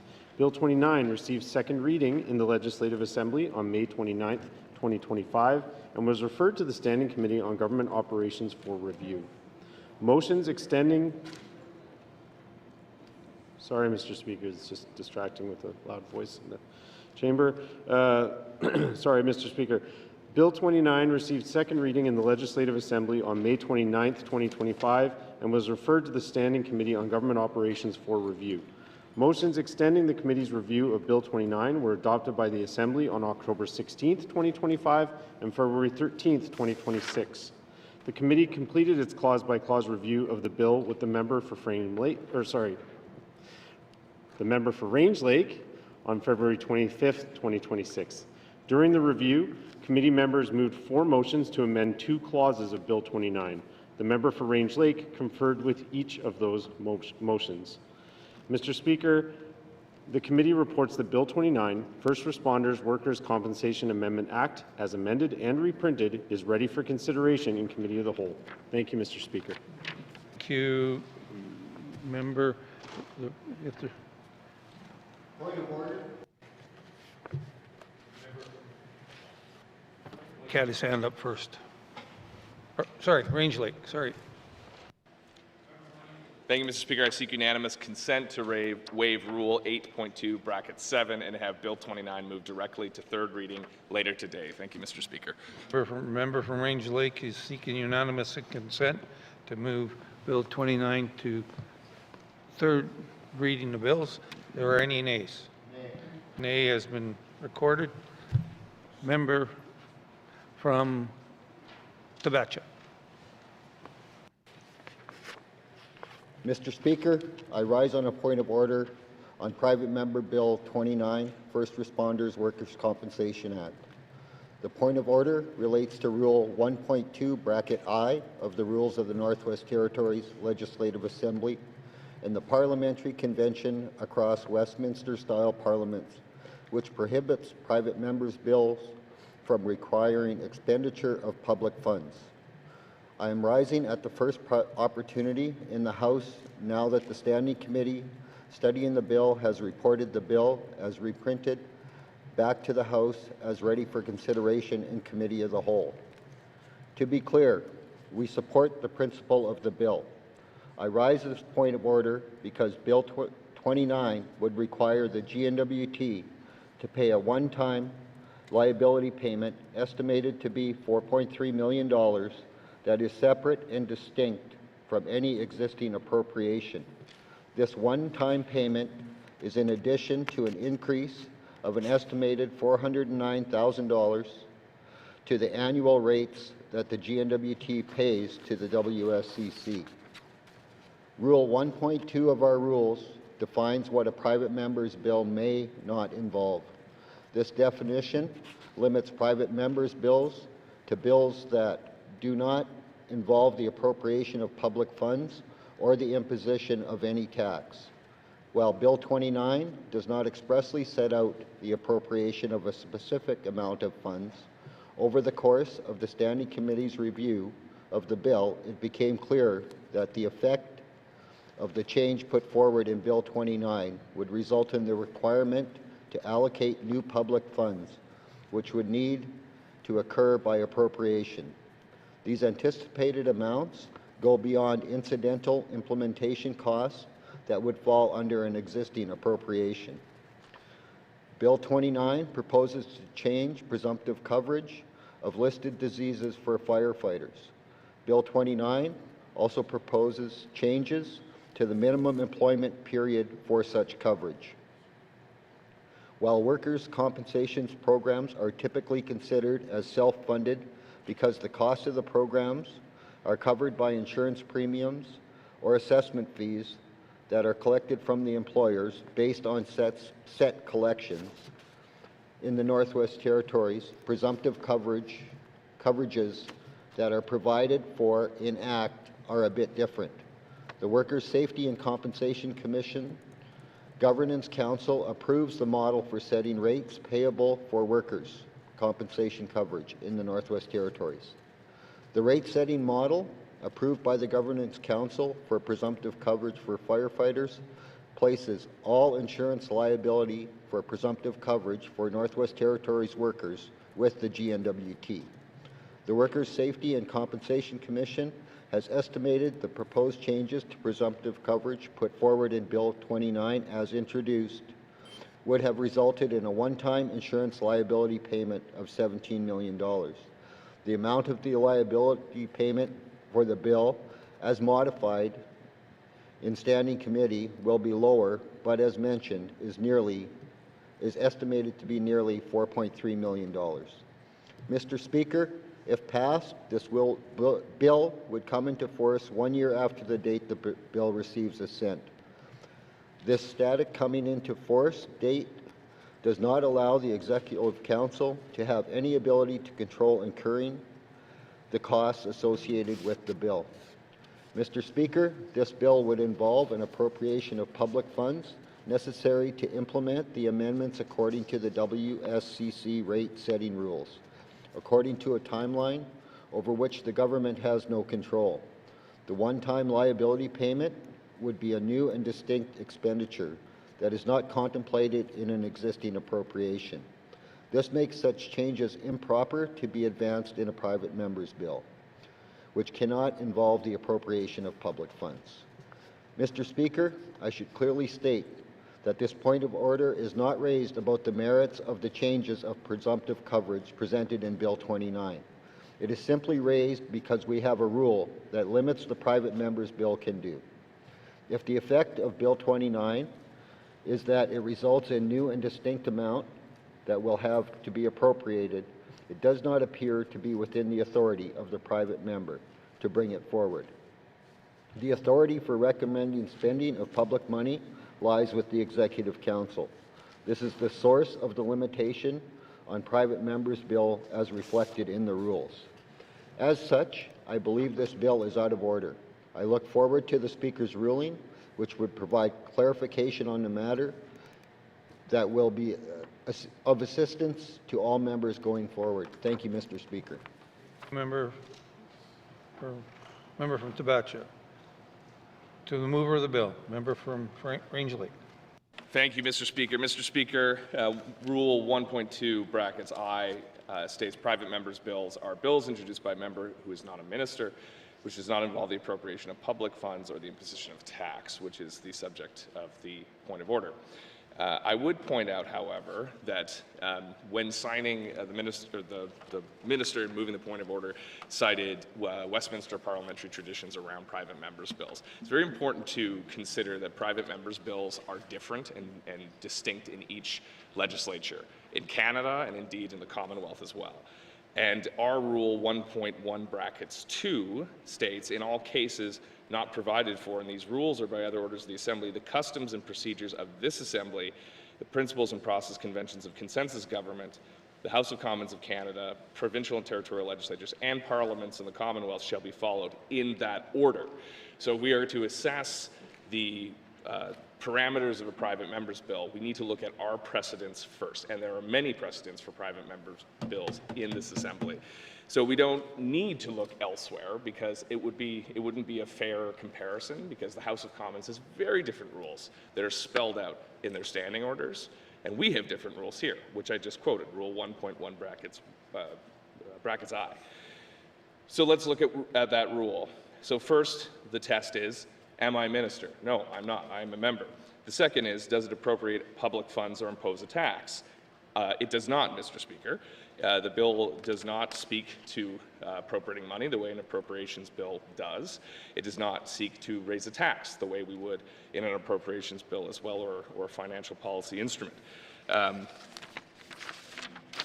Speaker, any action by government will always come at a cost, whether it is the implementation of a private member's bill, a government bill, policy work, or programming work by departments. It is the responsibility of the government to make the necessary appropriations to meet their commitments and fund these activities. The coming into force date of this bill has been amended by the Standing Committee, as mentioned, with my concurrence, to give the government sufficient time to plan their appropriations for future fiscal years. It is 12 months from the day of assent, which allows for an entire budget cycle to take place. In the past, there have been numerous bills introduced by both government and regular members that have similarly created situations where subsequent spending was required.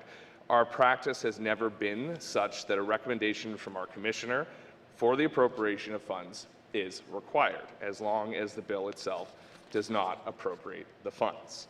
I understand that in some jurisdictions, as I mentioned, a similar bill might require a royal recommendation or Commissioner's recommendation, but that is not and has never been the case in our practices and precedents.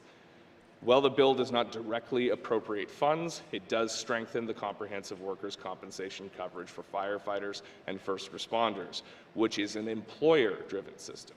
Employers will pay more going forward, and that is exactly how the system is intended to work, for the benefit and protection of all employees in the territory.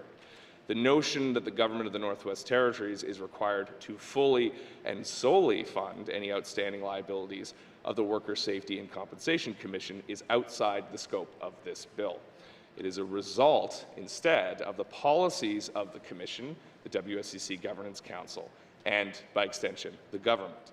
This is the reason why the coming into force date has been amended to give our government, and indeed the Workers' Safety and Compensation Commission, more than sufficient time to explore their policies and options, determine their liabilities, and appropriate any necessary funds through the regular budgeting cycle, Mr. Speaker.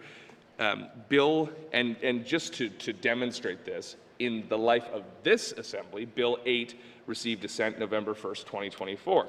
That bill, moved by the member for Yellowknife Centre, lifted the total funds available for SFA. The government subsequent, and that was not an appropriation, Mr. Speaker, it was changing a policy. It was changing the limit of those funds. The government subsequently came forward with a supplementary appropriation to fund that change by enhancing the total amount available to SFA funding. When Bill 8 passed through second reading, committee review, and third reading, the government did not rise a point of order to that bill, despite the fact that it followed a very similar path and created very similar obligations on, according to the logic behind this point of argument. As for timing, the bill received Bill 29 received first and second reading in May of 2025, approximately 9 months ago. No concerns regarding order or procedural matters were raised when the bill was introduced and read into the House. In fact, when the bill was read a second time on May 29, 2025, the responsible minister spoke favorably about it, even stating that Cabinet was in support of the principle. And at that time, no member of the Executive Council raised a point of order questioning procedural matters related to the appropriateness or properness of the bill as it relates to our standing orders. Mr. Speaker, if they're prepared to support, the government that is, the government members, to support the principle of this bill, and have even suggested in correspondence and conversations that they would bring forward an equivalent piece of legislation to make similar changes, that it stands to reason that the government is indeed prepared to appropriate this money. The amendments made by committee, as I said, extend the coming into force for 12 months. That's a year of time, Mr. Speaker, plenty of time to manage the appropriation and assess those obligations. And as much as they did with Bill 8. Mr. Speaker, one more thing. The policies of the WSCC, I want to state this very clearly, are a decision of the WSCC. They are making a decision on how to fund liabilities, on what those liabilities are. These are policy decisions that they can make and change and assess as circumstances change. It is not required by Bill 29. Bill 29 does not speak to liability costs. Bill 29 does not speak to employer fees. So it is not an appropriation bill, not in any sense of the word, Mr. Speaker. And again, I disagree with the minister. He had an earliest time to raise concerns with the bill, and that was at second reading. The financial obligations, as he said, were initially assessed at $17 million, and when the WSCC came before Standing Committee, they brought detailed facts and figures and projections. They were well aware of the financial implications of this bill at the time it was read a second time. That was the earliest time to do so. Mr. Speaker, for these reasons, I believe this point of order is not a question of procedure, rather it is a question of politics. In this chamber, we resolve those questions through divisions. And I recall a conversation I've had with a previous clerk who says, who's told me in consensus government when I was a young member, procedure is a means to an end, not an end in itself. It should not be used to resolve questions that should be resolved through the decisions of members by way of voting. Accordingly, I ask that you dismiss the point of order and allow this Assembly to decide on the merits of Bill 29 for what they are by voting on it. I look forward to your decision and say Masi Cho for allowing me to speak to this question of order. Thank you. Colleagues, I thank both the government leader and the sponsor of the bill for their debate on this matter. I will take this matter under advisement, allowing myself time to thoroughly review the transcripts here today, as well as undertake some additional research, as it is something very unique, and I will return my ruling at a later date. Thank you. We will now continue the orders of the day. Reports on the Standing Committee. Actually, colleagues, being recognition of the time, we will have a brief break.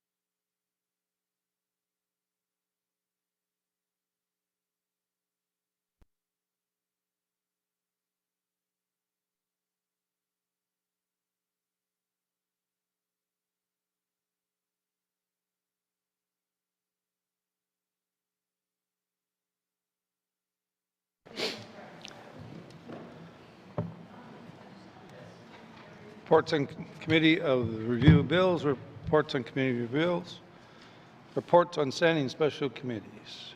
Member from Framley. Thank you, Mr. Speaker. Mr. Speaker, your Standing Committee on Government Operations is pleased to provide its report on the review of Bill 29, the First Responders Workers' Compensation Amendment Act, and commends it to the House. Bill 29, First Responders Workers' Compensation Amendment Act, is a private member's bill that originally proposed substantial amendments to the Workers' Compensation Act, including establishing presumptive coverage for post-traumatic stress disorder, PTSD, for frontline emergency workers, and expanding presumptive coverage for firefighters to include all cancer types and heart-related conditions, subject to a minimum 2-year employment requirement. These changes were proposed to take effect on October 27, 2026. Given the breadth and potential impacts of the bill, the committee undertook an extended and comprehensive review.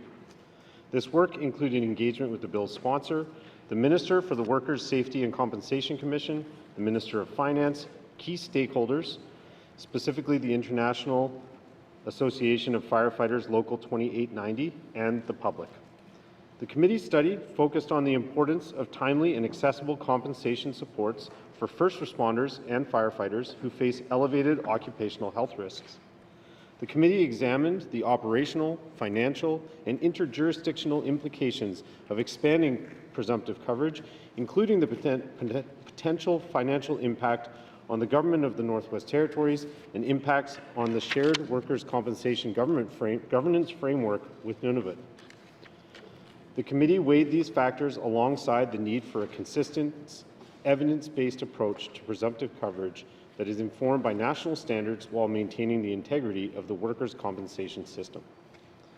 These considerations informed the committee's 4 motions to amend Bill 29 to limit presumptive coverage to 23 cancers to be set out in regulations, to separate the eligibility criteria for presumptive coverage of heart disease and heart injury from those of cancer, and to change the coming into force date to be 12 months from the date of assent. The committee also presents 4 recommendations to the Government of Northwest Territories addressing future work on presumptive coverage and legislative initiatives. I will summarize those now. Recommendation 1. The committee recommends that the Government of the Northwest Territories improve its responsiveness to public and stakeholder requests for legislative reviews and amendments to ensure its legislation remains modern, reflective of the needs of residents, and aligned with other jurisdictions. Enhanced responsiveness would also reduce reliance on private members' bills, which do not undergo the same comprehensive planning and development processes as government-sponsored legislation. Recommendation 2. The committee recommends that the Government of the Northwest Territories conduct detailed public and stakeholder engagement when proposing any future changes to regulations related to firefighter presumptive coverage. Recommendation 3. The committee recommends that the Government of the Northwest Territories undertake a review on providing presumptive workers' compensation coverage to wildland firefighters, similar to other jurisdictions in Canada, given that the Northwest Territories is experiencing more frequent and severe wildfires, which may have a corresponding effect on the health of wildland firefighters. Recommendation 4. The committee recommends that the Government of the Northwest Territories provide a response to this report within 120 days. And with that, Mr. Speaker, I move, seconded by the member for Great Slave, that the remainder of Committee Report 36-20, brackets 1, Standing Committee on Government Operations report on the review of Bill 29, the First Responders Workers' Compensation Amendment Act, be deemed read and printed and answered in its entirety. Thank you, Mr. Speaker. Thank you. Member from Frame Lake. The motion is in order. To the motion. Question has been called. All those in favor, please raise your hand. All those opposed, please raise your hand. All those abstaining, please raise your hand. Motion carried. Member from Frame Lake. Mr. Speaker, I move, seconded by the member for Great Slave, that Committee Report 36-20, brackets 1, Standing Committee on Government Operations report on the review of Bill 29, First Responders Workers' Compensation Amendment Act, be received and adopted by the Assembly. Thank you, Mr. Speaker. Member from Frame Lake. The motion is in order. To the motion. Question has been called. All those in favor, please raise your hand. All those opposed, please raise your hand. All those abstaining, please raise your hand. Motion is carried. Member from Frame Lake. Speaker. Mr. Speaker, I move, seconded by the member for Great Slave, that pursuant to Rule 9.4, brackets 5, brackets A, the Government of the Northwest Territories table a comprehensive response to this report, including all recommendations within 120 days or at the earliest opportunity to subsequent to the passage of 120 days. Thank you, Mr. Speaker. Frame Lake, the motion's in order. To the motion. Question has been called. All those in favor? All those opposed? All those abstaining, please raise your hand. Motion is carried. Reports on standing special committees. Reports on standing special committees. Tabling of documents. Minister of Health and Social Service. Harge, where's mine? Mr. Speaker, I wish to table the following document, additional information for written question 30-20 brackets 1, Northwest Territories Health and Social Services Authority Action Plans. Thank you, Mr. Speaker. Thank you. Minister of Health and Social Services.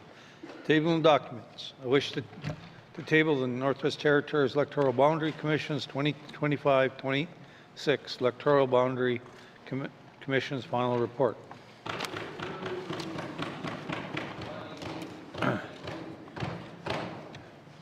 Tabling of documents. Table of documents.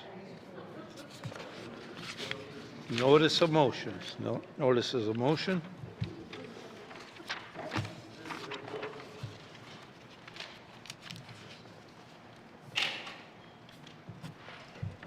Notice of motion, first reading of bills. What's that? Oh, sorry, Mr. Tester. Thank you, Mr. Speaker. Mr. Speaker, I give notice that on Monday, March 2nd, 2026, I will move the following motion. Now, therefore, I move, seconded by the member for Yellowknife Centre, that this Legislative Assembly calls upon the Northwest Territories, Government of the Northwest Territories, rather, to establish a contingency support fund to assist Northwest Territories businesses experiencing financial losses due to power outages, including compensation for verifiable outage-related losses and support for preventative measures, such as surge protection and continuity planning, and further, that the Government of the Northwest Territories expand and revise existing electricity rate subsidies to mitigate the escalating cost of power for both residents and businesses, recognizing the disproportionately high costs of electricity in northern and remote communities. And furthermore, that the Government of the Northwest Territories direct the minister responsible to work with utilities, Indigenous governments, and federal partners to create a territorial grid reliability and modernization investment plan to address upgrades to aging transmission and distribution infrastructure and invest in reliable and alternative energy sources to reduce diesel use and long-term costs. And furthermore, that the Government of the Northwest Territories invest in emerging and proven technologies that reduce power costs, increase system efficiency, and improve grid reliability, including but not limited to community-scale battery energy storage systems and advanced artificial intelligence-based energy management solutions to ensure sustainable, affordable, and resilient energy delivery for all residents. And furthermore, that the Government of the Northwest Territories respond to this motion in 120 days. Thank you, Mr. Speaker. From Range Lake. Notice of motions. Notice of motions. Motions. Motions. Notice of motions, first reading of bills. Minister of Justice. Mr. Speaker, I give notice on Wednesday, March 4th, 2026. I will present Bill 45, Civil Forfeiture Act, to be read for the first time. Thank you, Mr. Speaker. Thank you, Minister of Justice. Notice of motions, first reading of bills. Notice of motion, first reading of bills. First reading of bills. First reading of bills. Second reading of bills. Second reading of bills. Consideration Committee of the Whole of Bills and Other Matters with the member from Toonaday-Willity in the chair.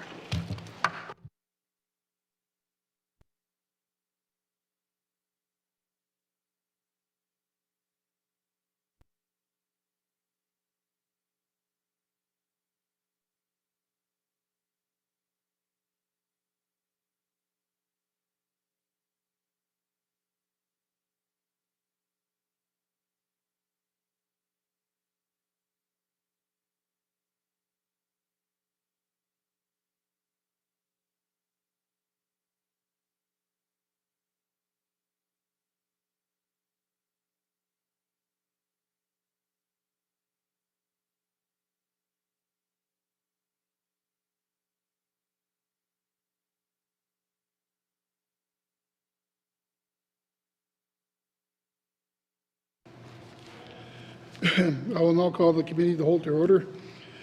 What is the wish of the committee? I'm going to go to the member from the Nunavut Budlik. Thank you, Mr. Chair. Mr. Chair, the committee wishes to consider Committee Report 35-20(1), Standing Committee on Public Accounts Report on the review of the Auditor General's 2025 audit of protected and conserved areas in the Northwest Territories. Mr. Chair, the committee also wishes to consider table document 448-20(1), 2026-2027 main estimates, the Department of EIA. Okay, thank you. Does committee agree? Thank you. Committee, we will move on to, we have agreed to consider table documents 448-20(1), 2026-2027 main estimates. We will now resume on consideration of the Indigenous Intergovernmental Relations Key Activity of the Department of the Executive Indigenous Affairs on page 142.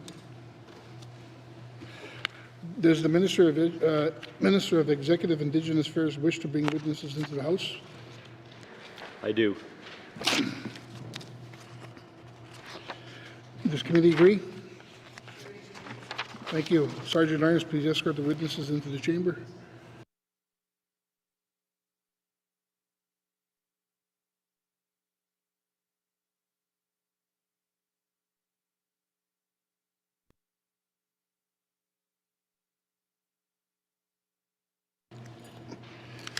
Thank you.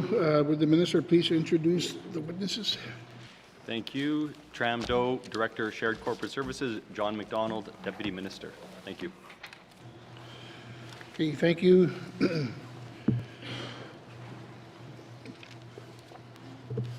Are there any questions? I'm going to go to the member from the South 2.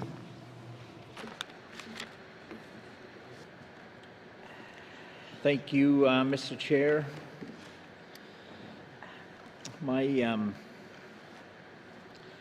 My presentation is more of a comment after we left here yesterday and the member from Frame Lake sharing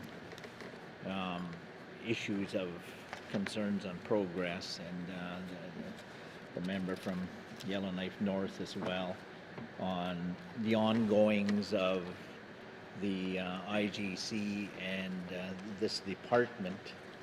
I totally agree with the partnership, the discussions that have been going on, and the presentation and replies from the minister saying that this organization meets once a year. But considering our recent changes to the economy and the declining departures of resource development and the players being Imperial Oil and the diamond companies, considering that, considering the royalty losses and issues at hand being Arctic sovereignty, energy security, devolution, co-drafting of regulations, claims, land claims and self-government, all that in one basket, I recommend to the minister that maybe in consideration, one meeting per year is not enough. Maybe a review of a new mandate for the remaining term of this assembly is needed to expedite some of the rules for conclusion to welcome investors from the investment community, whether they're national investors or international investors. So I just bring that up, and also taking into consideration there's different rules of engagement for the whole territory. Some of the rules in the north are really totally different because of the entrenched land claim. We have Chapter 21, for example, that give rights in the Sahtu land claim for incoming developers. So that's just one example. So at the end of the day there, Mr. Chair, half of the territory is split with a modern set of rules in your modern treaty, and the other half is still underneath negotiations. So maybe that should be an element for consideration in restructuring the mandate of these two groups going forward. So I share that. I share that, Mr. Chair, and maybe the minister could respond with some previous discussions that happened between both parties that would take this into account. But that's my recommendation. Thank you, Mr. Chair. Thank you. So we'll go to the minister. Thank you, Mr. Chair, and I'll start with a question the member asked yesterday, and it's about our meeting fund, and there is an increase in our intergovernmental meeting fund to ensure that there is more participation, more ability to participate for Indigenous governments. In terms of the meeting frequency of the IGC, that is something that I'm considering. Again, we are only one partner at that table, but I do see that there would be value in more communication, and so we don't have a plan on that yet. We have to go and speak with the Secretariat, and there are a number of pressures on the time of the Indigenous governments and their officials as well. So I can't say for certain what will come of that, but I do agree with the member that more frequent meetings could be useful. And in terms of the structure of the Intergovernmental Council, so I have an interest in ensuring that we have as much as we can, a cohesive system across the territory. We have one system across the territory, and so the way it operates now, it is essentially, it's all under the one act, and I want to ensure that we can continue to provide that level of certainty to industry and developers and the people of the territory as well. But you know, these are, as was pointed out yesterday, there's no precedent for a lot of the things that we do in the territory in regards to Indigenous governments and the public government and that relationship. And so we have to figure this out. Devolution's been around for about a little over 10 years now, and I think it is time to assess how it's working and how it can work going forward. And so that's all part and parcel of the review that is beginning shortly. Thank you. Thank you. I go back to the member from South 2. Thank you, Mr. Chair. I've got nothing further to add, but if I do down in the coming weeks, I will certainly share to the minister via email message. Okay, thank you. Next on my list I have is the member from the Decho. Thank you, Mr. Chair, for allowing me the opportunity to ask a couple more questions to the minister. For the DECHO process or the DECHO land claim process, what is the major blocks to concluding the negotiations in this process? Thank you. Okay, I think I'm going to go to the minister. Thank you, Mr. Chair. And I want to be careful not to try to be seen as negotiating on the floor of the House. That those types of discussions need to happen at the negotiation table. But there are disagreements about, or not disagreements. There is differences of opinion on some significant issues related to land and wildlife and some of these things. But that being said, we are making progress on those, and there is progress in other areas as well. The DECHO are very committed to advancing this, and so are we, and so we're seeing progress. And as I've said, I've had a number of meetings with representatives from the DECHO this week and over the past number of weeks, and I'm going to follow up with them and continue those discussions. So I think the hurdles are traditional issues that have been around for decades, and I think they're laid out in some of the early documents. But I don't think that they're insurmountable, and I think that we can find a way to work together and come to a solution. It would mean being creative, and it might be a solution that doesn't look like anything else in the territory, but that's fine. But we just have to get there, and I think we can. Thank you. Thank you. I'll go to the member from the Decho. Thank you, Mr. Chair. Can the minister tell me which First Nations and organizations in the DECHO that are involved in this land claim negotiations? Thank you. Okay, thank you. I'm going to go to the minister. Thank you, Mr. Chair. I can try and find a list here of everyone, but essentially the DECHO is represented at the table by the Grand Chief, negotiator, and I know that they represent a number of communities in the DECHO region. Just trying to find it here so I can give everyone a accurate list.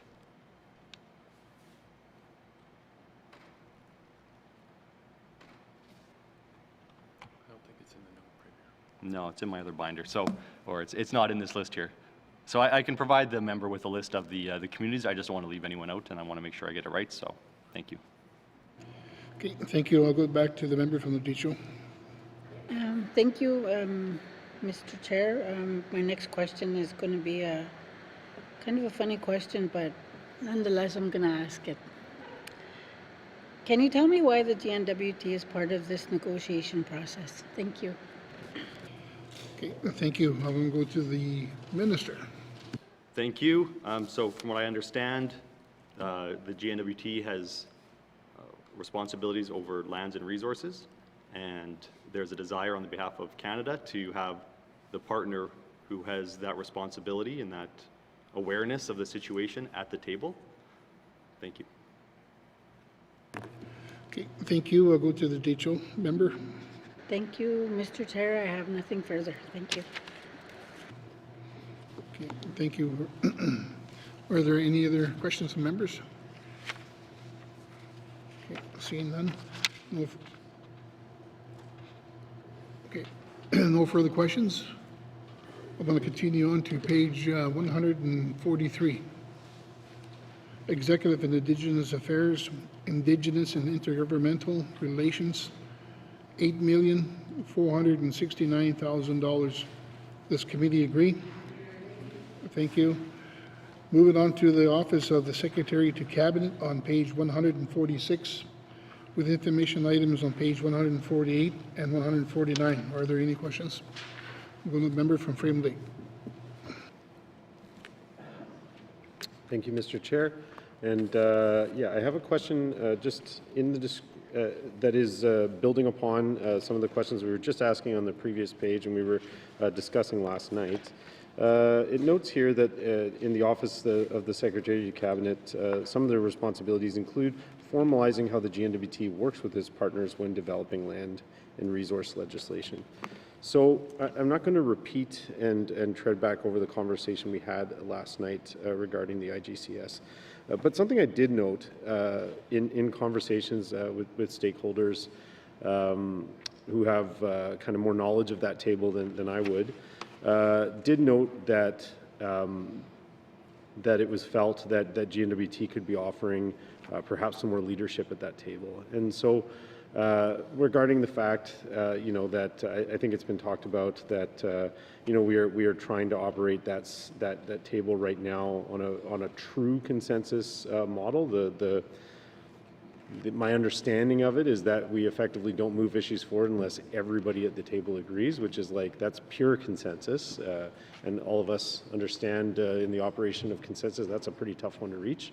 And so I'm wondering, in terms of formalizing how the GNWT works with its partners, noting that most of the time when this stuff is proceeding, most of the time when items at the IGCS are proceeding, it's not politicians who are in the room, it's staff. So I'm just curious what kind of direction, what kind of policy informs how staff make decisions and work at that table. Thank you. Okay, thank you. I'll go to the Minister. I'd like to go to the Deputy Minister. Okay, thank you. I'll go to the Deputy Minister. Thank you, Mr. Chair.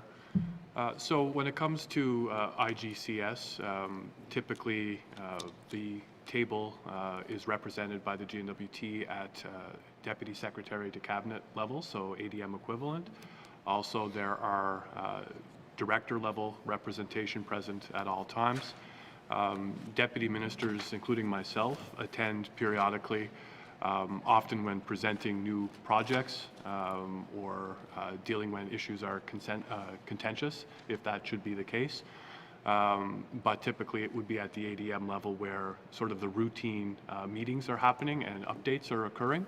I should also mention that with existing initiatives such as a legislative initiative, there would be technical working groups where officials would be participating from the requisite departments relative to that project, in addition to the representation from Indigenous governments and organizations who are participating on that working group. So really it depends on the conversation that would be happening per the agenda of any IGCS meeting, and also in relation to any of the initiatives that are being advanced through that table. Thank you, Mr. Chair. Okay, thank you. I'll go back to the member from Frame Lake. Thank you, Mr. Chair, and thank you for that response. So that response gave me the who. I think what I was trying to get at with the question was the how, and what is informing the how. So to reiterate the question, maybe to make it a bit more clear, what I'm looking for is what kind of policy direction are staff operating under? You know, I mean, I shared a perception that we're working in true consensus. I'd be curious to know if that's actually the case. But what I'm wondering about, to get a bit more clear here, is how we're maintaining timelines, how we're maintaining timeliness. And, you know, this is a big subject to open up, but just noting that, you know, for example, it's come up at a constituency meeting of mine, the long process that the Forest Act had to go through. You know, we've talked on the floor a fair bit about the targeted amendments to the Waters Act. Even targeted amendments take a certain amount of time. I am pleased to hear that those are proceeding, and it sounds from the people I've talked to that things are going well there. And, you know, for example, if we went to do a major amendment to the Waters Act, which was planned for this Assembly and ended up off the table, you know, that could potentially take multiple terms of the Assembly. And so the place where that work gets done is at this table. So I'm really glad that members are paying attention to it. It's coming up, and that the table's work is being reviewed this term in the 7-year review. And so that's what I'm trying to understand is how are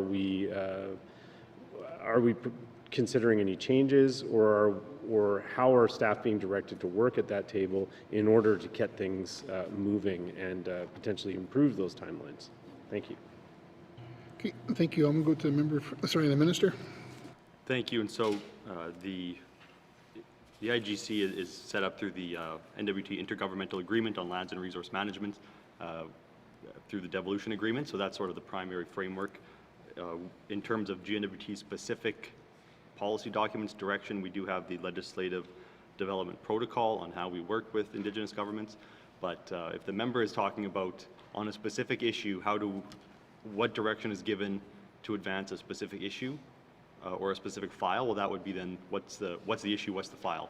If there's political direction or a desire on Cabinet's part to see something happen, then that's the direction that would be provided. And so if there's a certain regulation that we would like to see advanced, then that would be the direction that we would provide, is, you know, move forward and try and figure this out. And if you need to come back because there's not agreement at the table, then, and we need to make some calls to leaders, and let's do that. So there's not an overarching policy saying, you know, this is our position on every item. It's often item by item. Thank you. Okay, thank you. I'll go to the member from Frame Lake. Okay, thank you, Mr. Chair, and appreciate that answer. I guess, so I can understand that it would be issue by issue. You know, something I have floated to the Premier previously is whether we need to establish timelines around our processes. Curious while we're here to get a comment on that. Okay, thank you. I'll go to the minister. Thank you. And the member has raised the timelines, and I think that is something I will bring forward to the IGC, because, as I mentioned, the elected leaders around the table, I'm not sure if all of us always know what's going on, and it's not always possible to keep track of every discussion that's happening related to legislative development. So ensuring that, you know, we have things like that in place would help us all stay on top of these.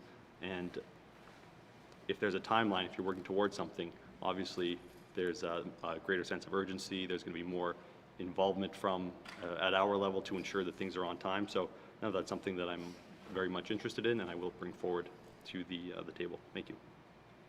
Okay, thank you. I'll go to the member from Frame Lake. Okay, thank you, Mr. Chair. And just to be clear, I think that should be considered within the 7-year review. If I could, with the time I have left, I'd like the the Premier to comment on the idea that perhaps GNWT could be providing better leadership at these tables. So, and what I'm referring to there is often when I've asked about this on the floor, a process, the one that comes to mind for me is the targeted amendments to the Waters Act.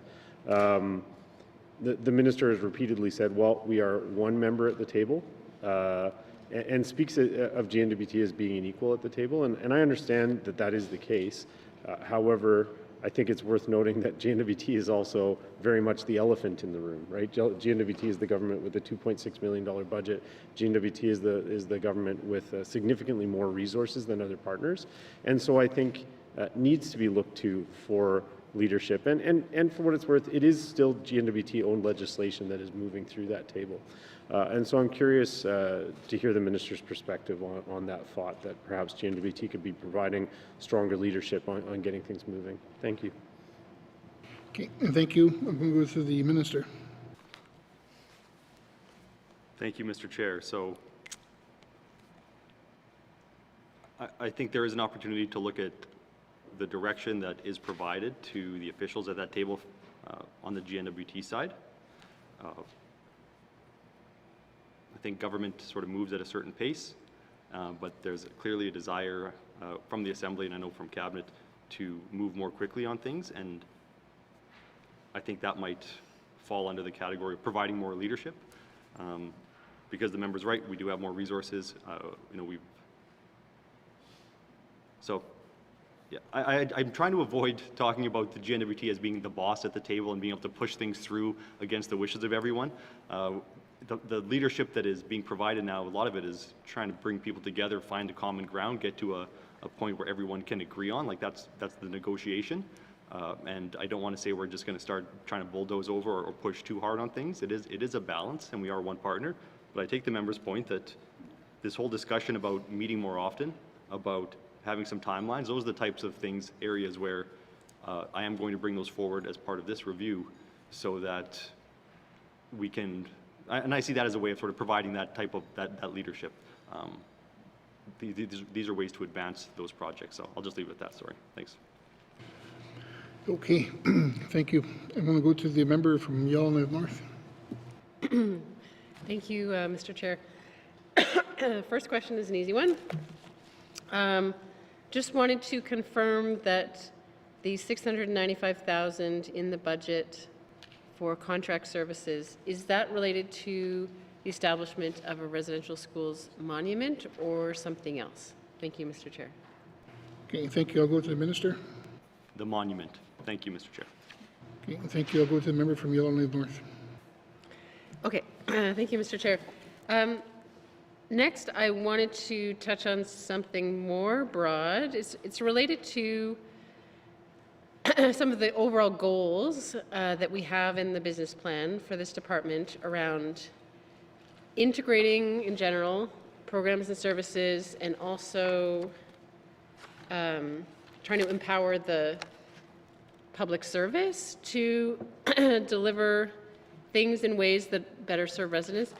So something I've heard about often and seen myself is that the way we do sort of consultation, even just about sort of day-to-day programs, policies in communities, we tend to send just a constant stream army of different people from different government departments into various communities, you know, like every day, every week, there's different people flowing through, trying to each consult about their one little thing, and they're often not very coordinated with each other. So for example, there might be a public meeting or consultation in a community one week about something, and then something very similar the next week, and people think, why are we here again? We just talked about this, we just told you everything, you know, we answered your questions, and now you've sent someone else to ask similar questions or the same thing. What are we doing here all over again? And also, I think there's a pattern sometimes of, you know, we may send people, you know, again, a huge selection of different people to go and consult in communities who may be experts in their very particular field, but they may not have any experience with public consultation or have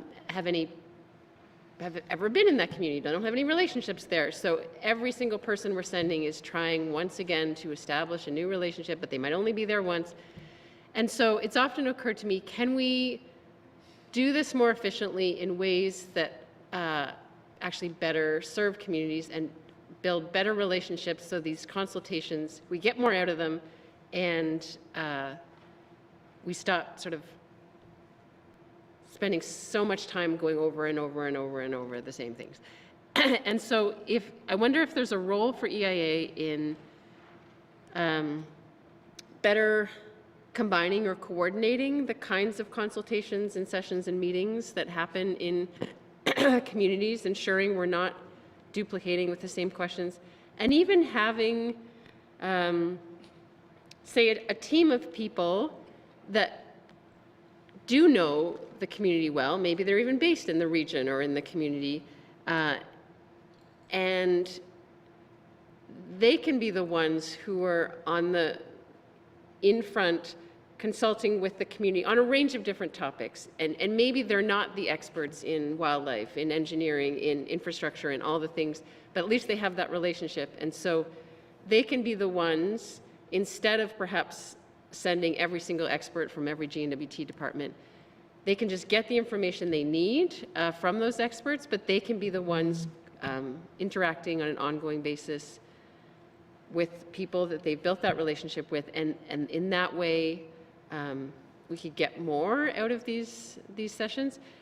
So that's a long little speech, but I wonder if EIA has considered anything along these lines of better coordinating the public meetings and consultations and integrating things coming from different departments into sort of funneling or streamlining through some sort of community consultation team that may or may not be linked to EIA. Thank you, Mr. Chair. Thank you. I'm going to go to the Minister. Thank you, Mr. Chair. So I can say that I have not put my mind to having a single GNWT consultation team that would travel around and do all different types of consultation, but I understand what the member's talking about, the consultation burden that Indigenous governments and communities especially outside of the Yellowknife and the regional centers feel. So EIA's role in that is that we do speak with the Indigenous governments and we talk to them about the consultation burden and if they're experiencing it. And so if we learn that this community is seeing lots of these things happening, we'll relay that to the departments so that they're aware of it. It is a very large organization, the GNWT, and it's hard to keep an eye on every piece of consultation that's happening. And sometimes people will go out because there's a timeline that they need to hit and they need to get that consultation. But we've made efforts to try and tighten things up a little bit. I think the Council of Leaders is an example of that, where it's not necessarily consultation on a specific issue, but it gets people together, it gets people aware of the general issues. And I know that some departments do go out, they bundle their consultation, they'll do a couple of pieces of legislation or a few different initiatives all at the same time. I know the Department of Justice has been doing that.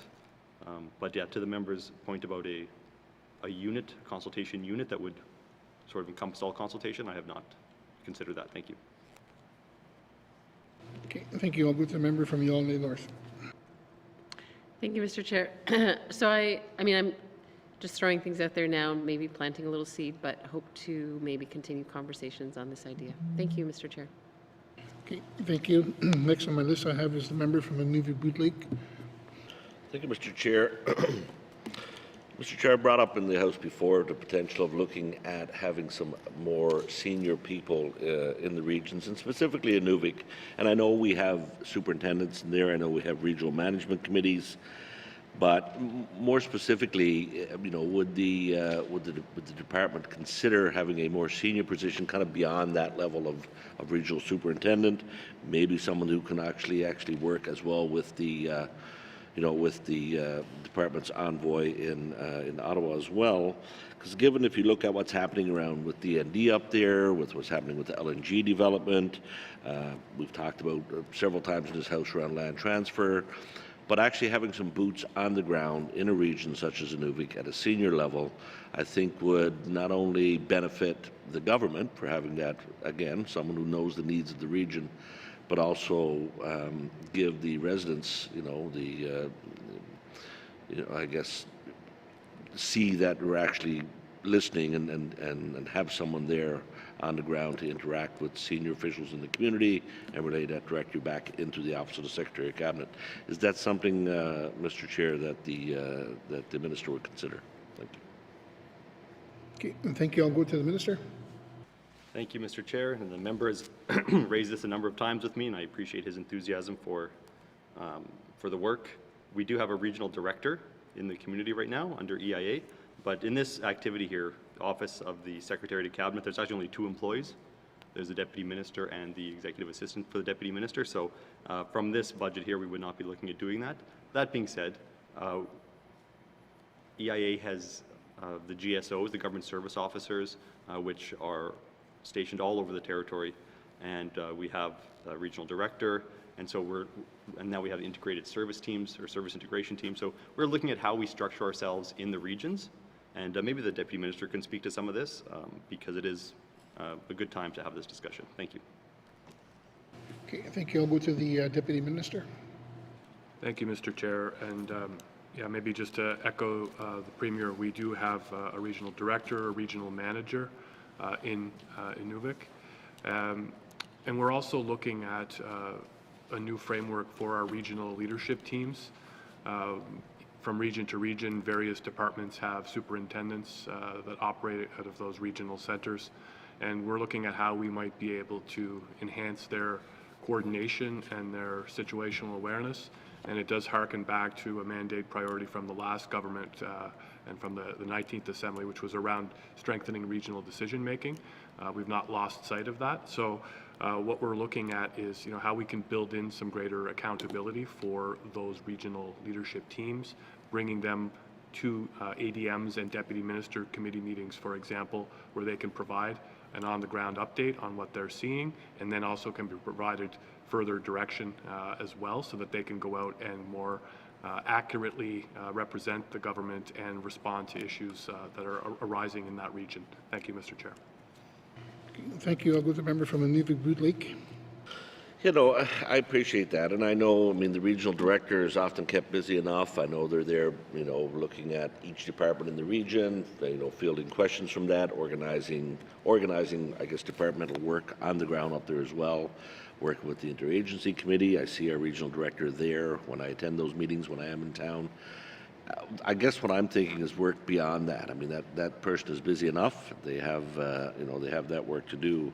But I'm thinking more of at a strategic level, at kind of a more senior position there, reporting directly in to the Deputy Minister from the region on things like I talked about, on the bigger things that are happening, and ensuring that, because we've talked about before, one little misstep, Mr. Chair, or one little thing can delay a project for a year.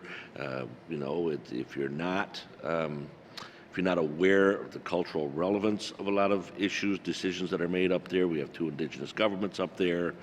And I'm not saying that the department is not aware of any of that, but again, having someone in the region on the ground, I think would be just beneficial and would help move things forward a lot quicker and avoid any of those pitfalls where you can have, again, one small misstep that may not seem like a big thing, as we've seen in the past, can cause way more damage than it should. So again, and it's more of a comment, but I do think the department should consider that, even at an ADM level, Mr. Chair. You can have an ADM outside of Yellowknife. I know it's not something that we've normally done. I think it's been contemplated, in Fort Smith, but one in Fort Smith. But we need, even at that level up there, I think would be something that would go a long way for the residents of that region, certainly for the Indigenous governments of that region to know they have one there, and something that I think the department should at least consider. Thank you, Mr. Chair. Thank you. I'm going to go to the Minister regarding the comments. Thank you. Thank you, Mr. Chair, and I appreciate the member's comments. When we're talking about projects, and the member mentioned that some missteps could delay projects, we are looking at the work that is happening or that will be happening around the territory, in Inuvik specifically with the Department of National Defense, and trying to determine how we can best structure ourselves to ensure that we don't have those missteps and their support when available. So I will take the member's comments and consider that as we are looking at how we structure ourselves to advance these big projects that we're going to be seeing around the territory, hopefully. Thank you, Mr. Chair. Thank you. I'll go back to the member from Inuvik-Boot Lake. Thank you, Mr. Chair, and thank you for that. I certainly appreciate you spending some time to think about that and see how we can move those forward at whatever level the department deems fit. But no further questions right now, Mr. Chair. Okay, thank you. Is there any further questions? Okay, seeing no further questions, please turn to page 147, Executive Indigenous Affairs, Office of the Secretary to Cabinet, $2,747,000. Does committee agree? Thank you. Members, for the consideration of the status of Women Council, we will excuse the Minister of the Executive and Indigenous Affairs and have the Minister responsible for the status of women before us. And can I excuse the... I'll get Sergeant Nurse to excuse the... Do we need to? No?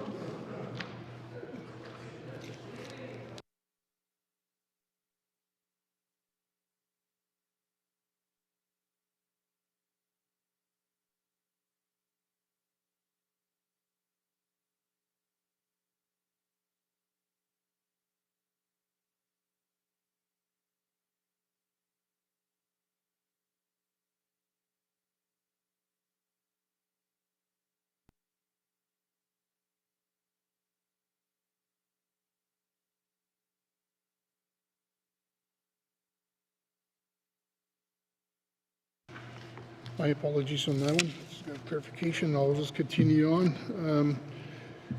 There are additional information items from pages 150 to 152. Oh, hang on. Excuse me for a second. Stop.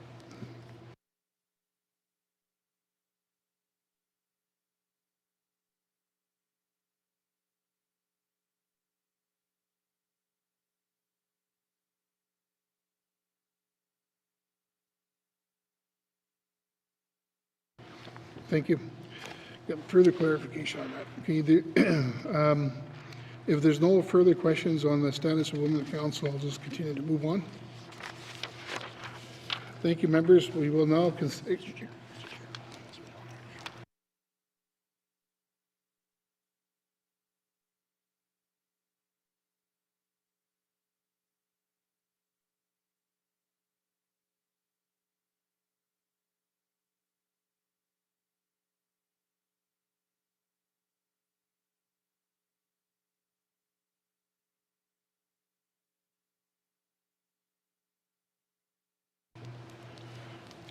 Thank you. Mike, before I go to the member from Monthly, is your question for the status of Women's Minister?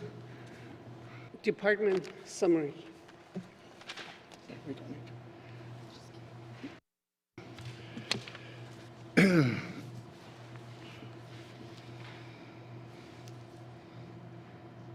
Okay, thank you. We're going to continue on.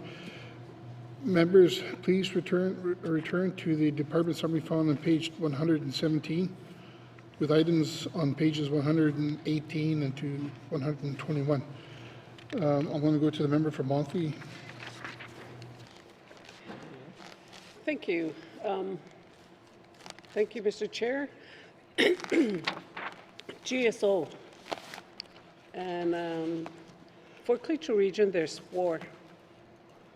And it was like that within that 12-5-26, and it's the same. But it's part-time, on a part-time basis. I just wanted to ask the minister if they have any plan of changing the status from part-time to full-time. Because I get a lot of phone calls from my constituents, especially elders. And they said, I can't wait because this is emergency. I can't wait for the workers to be in the office in the afternoon. And most of the phone calls I get are in the morning.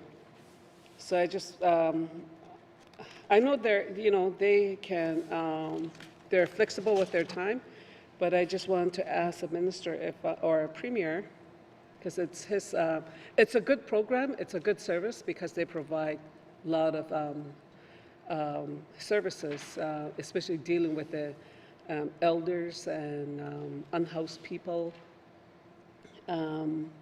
It's a good program. I like it. I do support that. It's just that it's at part-time. So I just want to know if it's do they have a plan to change the status from part-time to full-time? Thank you. Okay, thank you. I'll go to the minister. Thank you, Mr. Chair. So there is no plan currently to make that change. We have not heard that there are workload issues that would require additional time. I understand what the member is saying, though, that maybe some times of day are less convenient for some residents and other times of day, but given the workload, the plan is to continue forward as a part-time position. Thank you. Thank you. I'll go back to the member for Mallory. No, that's it's a real good position. You know, they provide lots, and the people that I know that are in that job in my region, they all speak fluently in Quechua, so they can provide both members, and I really do appreciate that, and I know they're doing an excellent job. But it's just that it's given the time of day, it's sometimes the elders, they don't know what to do, where to go, and that's when they call me. And I always tell people that, okay, go to GSO office, and they're, like I explained the office because it's a wraparound services or the way that it was explained. So it would be nice, I know I understand about the workload, but there's more that they can do.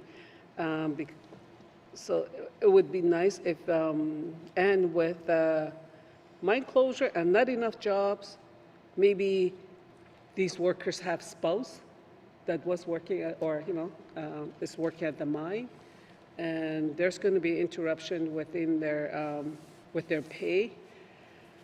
So maybe it's the Premier's office can reconsider trying to change the status from part-time to full-time.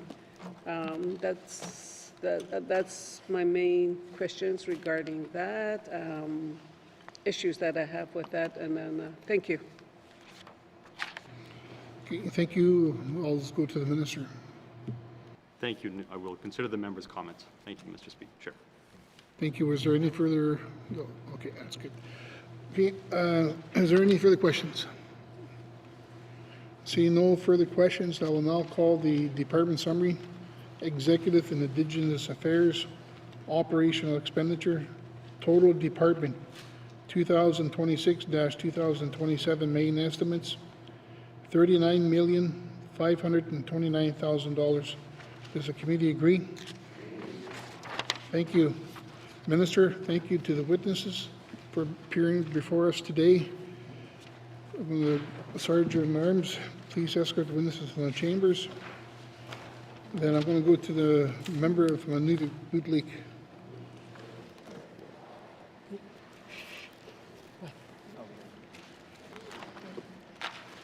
Got a committee report to do.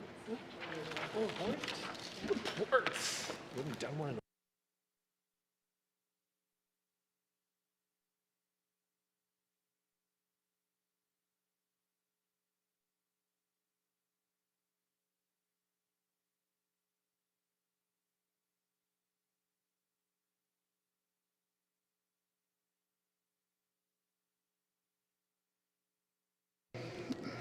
Committee, we have agreed to consider the committee report 35-20, brackets 1, Standing Committee of Public Accounts report on the review of Auditor General's 2025 report on protected and conserved areas in the Northwest Territories. I will now go to the chair of the Standing Committee on Public Accounts for opening group comments. I'll go to the member from Rangeley. Thank you, Mr. Chair. I'm pleased to speak to committee's report and its recommendations. The Auditor General's report evaluated the government of the Northwest Territories' work on implementing the Healthy Land, Healthy Peoples Work Plan, focusing on the GNWT's work to establish new protected areas, support the management of existing protected and conserved areas, and secure long-term funding for conservation activities. The committee's review was informed by in-camera briefings and the exchange of correspondence between the committee and the GNWT. The committee held a public briefing on October 29, 2025, with Jerry DeMarco, Commissioner of the Environment and Sustainable Development, staff from the Office of the Auditor General, and the Deputy Ministers and staff from the GNWT's Departments of Executive and Indigenous Affairs, Environment and Climate Change, and Industry, Tourism and Investment. The committee is supportive of the progress made by the GNWT to advance the conservation of the lands and waters of the NWT and the territory's prominent and leading contribution to Canada's conservation targets. The committee is also pleased to note that GNWT agreed to the audit report's recommendations. However, the committee remains seriously concerned about the rate of progress towards fully responding to the recommendations. The committee is also concerned about the stability of future long-term funding for conservation efforts and management of territorial protected areas, and believes that the Department of Environment and Climate Change remains overly reliant on short-term funding. Several of the committee's report's recommendations focus on these concerns. The committee report also focused on the GNWT's co-management relationships with Indigenous governments and organizations. In particular, the report calls on the GNWT to expedite progress on advancing Dena'ina-Wekahodi and the 4 Dehcho candidate protected areas while respecting ongoing land claims negotiations. The committee notes that effective protection and conservation relies on healthy underlying relationships between the GNWT and Indigenous governments and organizations. Several of the committee's recommendations identify measures that the committee believes will improve these relationships and advance reconciliation. At the same time, the committee believes that the GNWT still has a role to play in providing direction, fostering capacity building, and in resolving disputes when asked. Individual members may have additional comments on the report and its recommendations. Thank you, Mr. Chair. Thank you. I will now open the floor to general comments on Committee Report 35-20(1). Are there any questions? Okay. Seeing no further comments, or member, I'll go back to the member from Rangeley. Thank you, Mr. Chair. I move that this committee recommends that the Government of the Northwest Territories create a program line for conservation planning and implementation in the 2027-2028 main estimates and adopt staged funding triggers tied to milestones under the Protected Areas Act. Thank you, Mr. Chair. Okay, thank you. The motion is in order to the motion. Question has been called. All those in favor? Yay. All those opposed? Motion carried.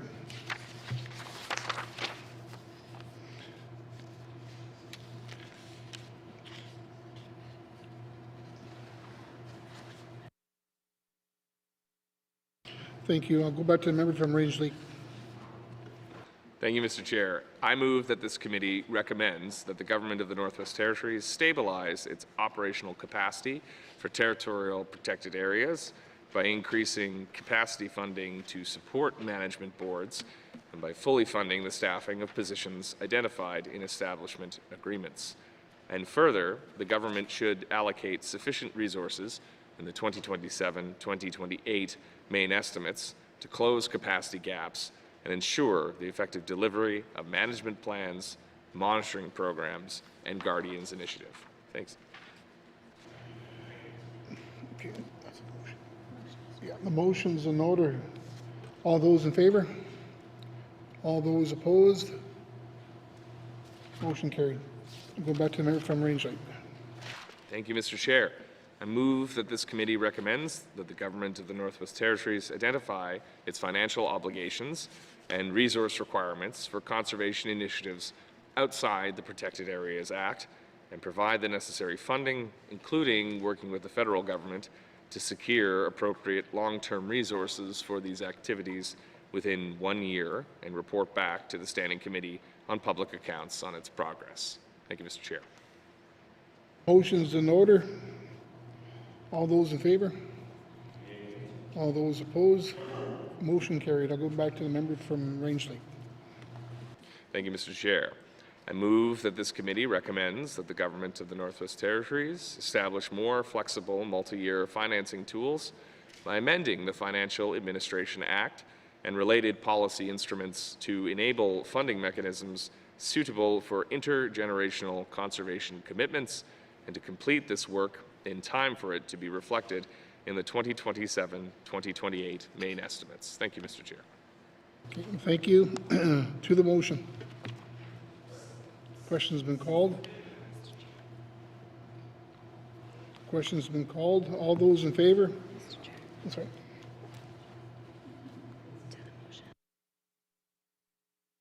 Sorry. Thank you. I'll go back to the member from Range Lake. Thank you, Mr. Chair. I just wanted to draw attention to this recommendation in particular because it's broader. It is targeted towards the nature of this audit, but the issue of multi-year financing tools and policy instruments, and even changes to the Financial Administration Act, is becoming increasingly important to many of the organizations that depend on the GNWT for capacity. So whether that's Indigenous governments, non-government organizations, municipal governments, what have you, not having stable, reliable funding afforded over a period of time does create challenges with planning for operational certainty. And in the case of a lot of conservation commitments, that is really required, because even though we have great tools like the Our Land, Our Futures Trust, which this Assembly put in place, there's still a number of obligations that the government has that are not covered by that trust, because that is, of course, a private trust that's there to support Indigenous conservation efforts. So by adopting these more flexible tools, we hope that not only conservation targets will be better addressed, but we can also expand those changes to other areas of public policy, in particular around supporting non-government organizations that do crucial work in our communities and are often struggling with core funding to succeed in keeping the lights on, maintaining appropriate staffing, and continuing to provide the high-quality services they do in the Northwest Territories. Thank you, Mr. Chair. Okay, thank you. To the motion. Question's been called. All those in favor? All those opposed? All those abstaining? Motion carried. Thank you. We'll go to the member from Range Lake. Thank you, Mr. Chair. I move that this committee recommends that the government of the Northwest Territories provide new capacity funding, including new grants and contributions, to provide dedicated new budget and resources to Indigenous governments to support their participation in conservation work under the Protected Areas Act that would not otherwise be covered by the Project Finance for Permanence funds. Thank you, Mr. Chair. Okay, thank you. To the motion. Question's been called. All those in favor? All those opposed? All those abstaining? Motion carried. Thank you. I'll go back to the member from Range Lake. Thank you, Mr. Chair. I move that this committee recommends that the government of the Northwest Territories table by the end of May-June 2026 sitting a comprehensive action plan for advancing Dinaga Wakahoti and the 4 Dehcho candidate protected areas. The plan should set clear timelines, milestones, and accountability measures aligned with the 2028 Nature Agreement targets and include a strategy for resourcing and capacity support. Thank you, Mr. Chair. Okay, thank you. To the motion. Question has been called. All those in favor? All those opposed? All those abstaining? Motion carried. I'll go back to the member from Range Lake. Thank you, Mr. Chair. I move that this committee recommends that the government of the Northwest Territories table information by the end of the May-June 2026 sitting on how its strategy for advancing candidate protected areas in the Dehcho is coordinated with ongoing land claim negotiations in the region. Thank you, Mr. Chair. Okay, thank you. To the motion. To the motion. Question has been called. All those in favor? All those abstaining? All those opposed? And all those abstaining. All right, I'll go back to the member from Rangeley. Thank you, Mr. Chair. I move that this committee recommends that the government of the Northwest Territories publish the annual report committed to in the Nature Agreement, including progress on commitments scheduled for the previous fiscal years and anticipated timelines for establishing the candidate protected areas under the Healthy Lands, Healthy People work plan. Thank you, Mr. Chair. Thank you. To the motion? Question has been called. All those in favor?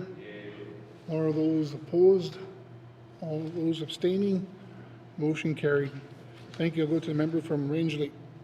Thank you, Mr. Chair. I move that this committee recommends that the government of the Northwest Territories demonstrate how current measures to involve management boards in hiring are improving Indigenous representation and how these measures will be sustained and strengthened, and further, that the government establish timelines, metrics, and clear indicators of success to show how these actions ensure meaningful community representation in hiring for positions associated with territorial protected areas. Thank you, Mr. Chair. Thank you. To the motion? Question has been called. All those in favor? All those opposed? All those abstaining? Motion carried. Thank you. I'll go back to the member from Rangeley. Thank you, Mr. Chair. I move that this committee recommends that the government of the Northwest Territories table by the end of the May-June 2026 sitting a detailed update, including an implementation framework for territorial protected area agreements that responds fully to the Auditor General's recommendation at paragraph 56 of the audit report. Thank you, Mr. Chair. Thank you. To the motion? Question has been called. All those in favor? All those opposed? All those abstaining? Motion carried. Thank you. I'll go to the member from Rangeley. Thank you, Mr. Chair. I move that this committee recommends that the government of the Northwest Territories finalize the regulations for Taidananene and bring forward any outstanding policy instruments required for Taidananene and Suede Nilene Tuyeta, sequenced with the approval of management plans and supported by publicly shared target dates within 1 year. Thank you, Mr. Chair. Thank you. To the motion? To the motion? Question has been called. All those in favor? All those opposed? All those abstaining? Motion carried. I'll go to the member from Rangeley. Thank you, Mr. Chair. I move that this committee recommends that the government of the Northwest Territories update the regulatory, legislative, and policy framework so that it works coherently with territorial protected areas under the Protected Areas Act and resolves existing gaps. And further, the government of the Northwest Territories should begin the required policy work to identify and assess options for legislative amendments and bring forward recommended changes for decision. Thank you, Mr. Chair. Thank you. To the motion? To the motion. Question has been called. All those in favor? All those opposed? All those abstaining? I'll go back to the member from Rangeley. Thank you, Mr. Chair. I move that this committee recommends that the government of the Northwest Territories table in the May-June 2026 sitting a plan that sets out how the government will lead conservation planning in collaboration with partners through the Northwest Territories Council of Leaders and the Intergovernmental Council of the Northwest Territories with overriding Indigenous authorities, and further, that the plan outlines the sequence of government of the Northwest Territories decisions required to advance each protected area. Thank you, Mr. Chair. Thank you. To the motion? To the motion. Question has been called. All those in favor? All those opposed? All those abstaining? Motion carried. Thank you. I'm going to go to the member from Rangeley. Thank you, Mr. Chair. I move that this committee recommends that the government of the Northwest Territories establish a process to obtain independent reviews, including legal or analytical reviews conducted through an Indigenous lens when co-management partners encounter an impasse. Thank you, Mr. Chair. Thank you. To the motion? To the motion. Oh, I'll go back to the member from Rangeley. Thank you, Mr. Chair. Again, I wanted to draw attention to this one. The committee, I don't think struggle is the right word, but really carefully considered how we wanted to address one of the audit findings, which is that the the government could have provided more leadership at the spaces they're creating.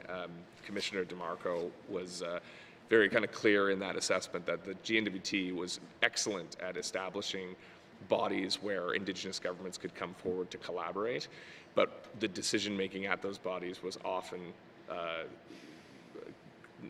challenged, I suppose, is a good word. Not compromised, certainly, but challenged by a lack of clear leadership from the government side of the table on certain issues. So in one case, there were two Indigenous parties that were asking the government to solve an impasse or a disagreement they had, and the government was unable to do so for whatever reason. And through our inquiry, in particular with the Secretary to Cabinet, who's also the Deputy Minister responsible for Indigenous and Executive and Indigenous Affairs, it became clear that there are very clear policies guiding the relationship with Indigenous governments that are emphasizing, and we do hear this from Cabinet ministers as well when queried on in this House, that nothing for us without us is very much alive and well as a policy direction, and the government is not going to push harder than it needs to find a unanimous consent wherever possible.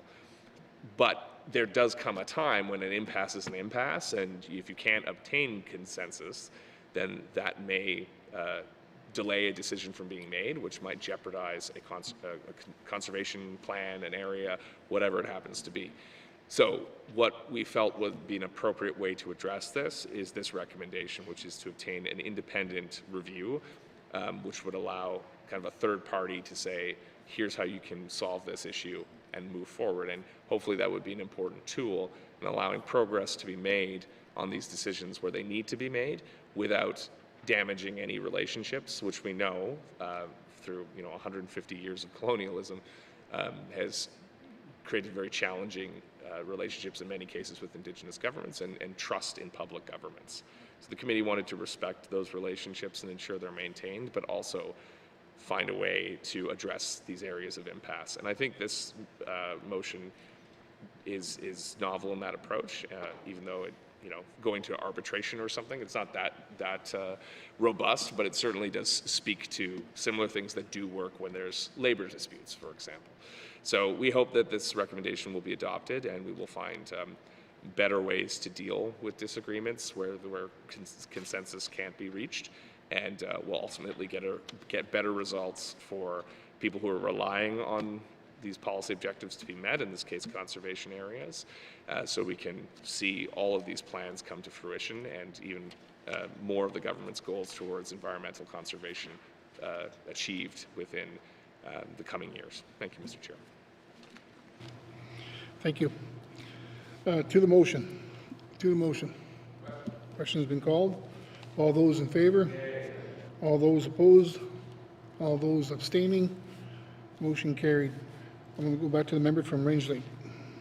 Thank you, Mr. Chair. I move that this committee recommends that the government of the Northwest Territories establish an audit performance plan for deputy ministers. And further, this plan, should link performance pay to timely implementation of Office of the Auditor General of Canada audit recommendations that have been accepted by the government of the Northwest Territories. Thank you, Mr. Chair. Thank you. To the motion. We'll go back to the member from Range Lake. Thank you. I think committee's always going to make this recommendation for every performance audit we go through, and I stand by them very strongly. This is something that kind of came out of our deliberations as a way to tie the performance of government to audit plans and make sure that there's some incentive to see that they're done. Far too many audits have kind of action plans that often, due to resource restrictions or timelines or other competing priorities, don't get implemented to the fullness extent that they can, and that is always something the Public Accounts Committee is mindful of. We want to see when action plans are delivered that they're actually implemented. So by tying performance, pay of deputy heads to the outcomes of audit implementation plans, we think will create more incentive to get that done. And I would note too that this recommendation only applies to recommendations that have been accepted by the government of the Northwest Territories, because it would be inappropriate for the auditor or certainly the committee to kind of weigh in on those kind of performance issues or performance benefits when the government has not accepted it. So to be crystal clear, when the government says we're going to do something, the committee wants to make sure that they're going to do it, and we want some performance pay for deputy heads to make sure that there's an incentive to get it done.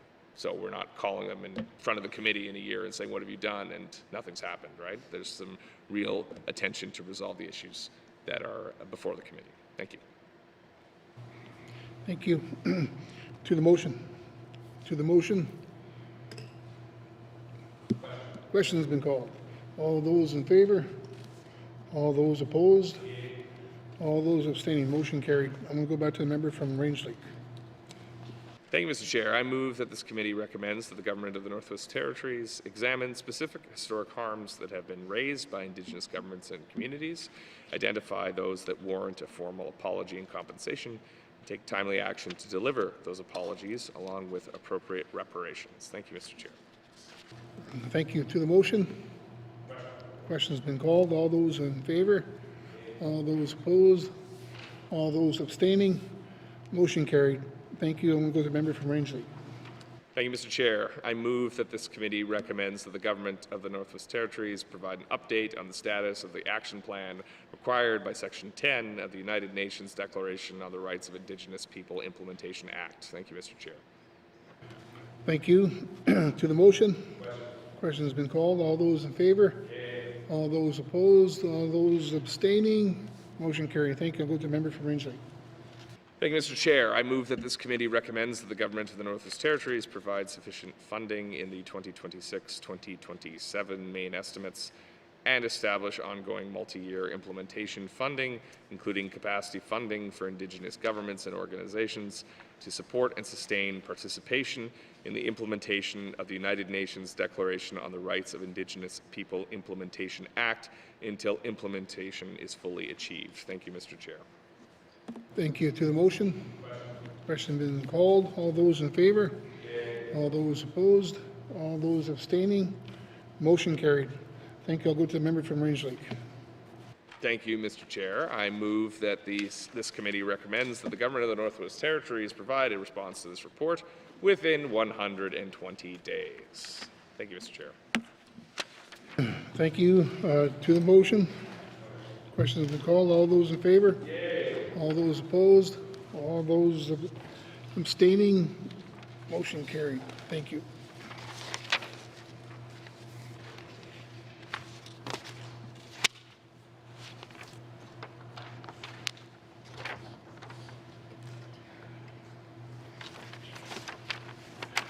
Committee, thank you, committee. Do you agree that you have concluded consideration committee report 35-20(1) Standing Committee and Public Accounts Report on the review of the Auditor General's 2025 report on protected and conserved areas in the Northwest Territories? Committee? Agreed. Thank you. Committee, we will have concluded consideration of the committee report 35-20(1) Standing Committee and Public Accounts Report on the review of the Auditor General's 2025 report on protected and conserved areas in the Northwest Territories.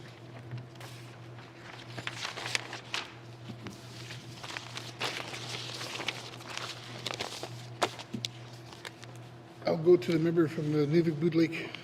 Thank you, Mr. Chair. Mr. Chair, I move the chair rise and report progress. Thank you. There's a motion on the floor to report progress. The motion is in order and not debatable. All those in favor? All those opposed? Motion carried. I will now rise and report progress. Thank you.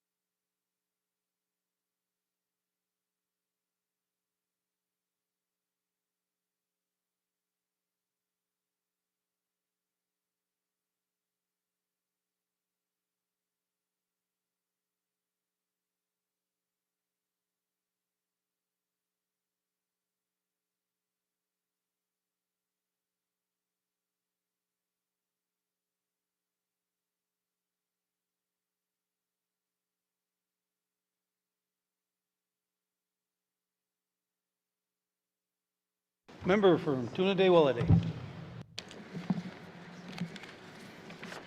Mr. Speaker, your committee has been considering table documents 448-20(1) and committee report 35-20(1) and would like to report progress with 19 motion carried and that the committee report of 35-20(1) is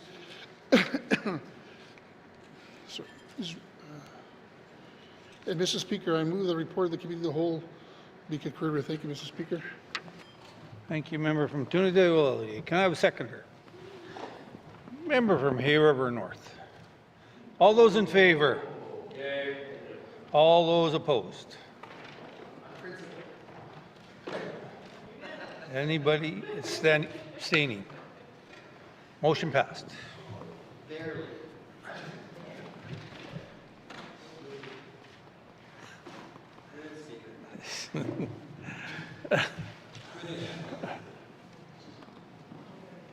Reports on Committee of the Whole, reports on Committee of the Whole. Third reading of bills. Third reading of bills. Orders of the day, Mr. Clerk. Thank you, Mr. Speaker. Orders of the day for Tuesday, March 3rd, 2026 at 1:30 p.m. Prayer or reflection, minister statements, member statements, recognition of visitors in the gallery, reports of committees on the review of bills, reports of standing and special committees, returns to oral questions, oral question 1071-20(1), acknowledgements, oral questions, returns to written questions, written question 32-20(1), 33-20(1), 34-20(1), replies to the Commissioner's address, petitions, tabling of documents, notices of motions, notice of motion for first reading of bills, second reading of bills, consideration in Committee of the Whole of bills and other matters, Bill 3, table document 448-20(1), report of Committee of the Whole, third reading of bills, orders of the day. Thank you, Mr. Clerk. This House stands adjourned until Tuesday, March 3rd, 2026 at 1:30 p.m.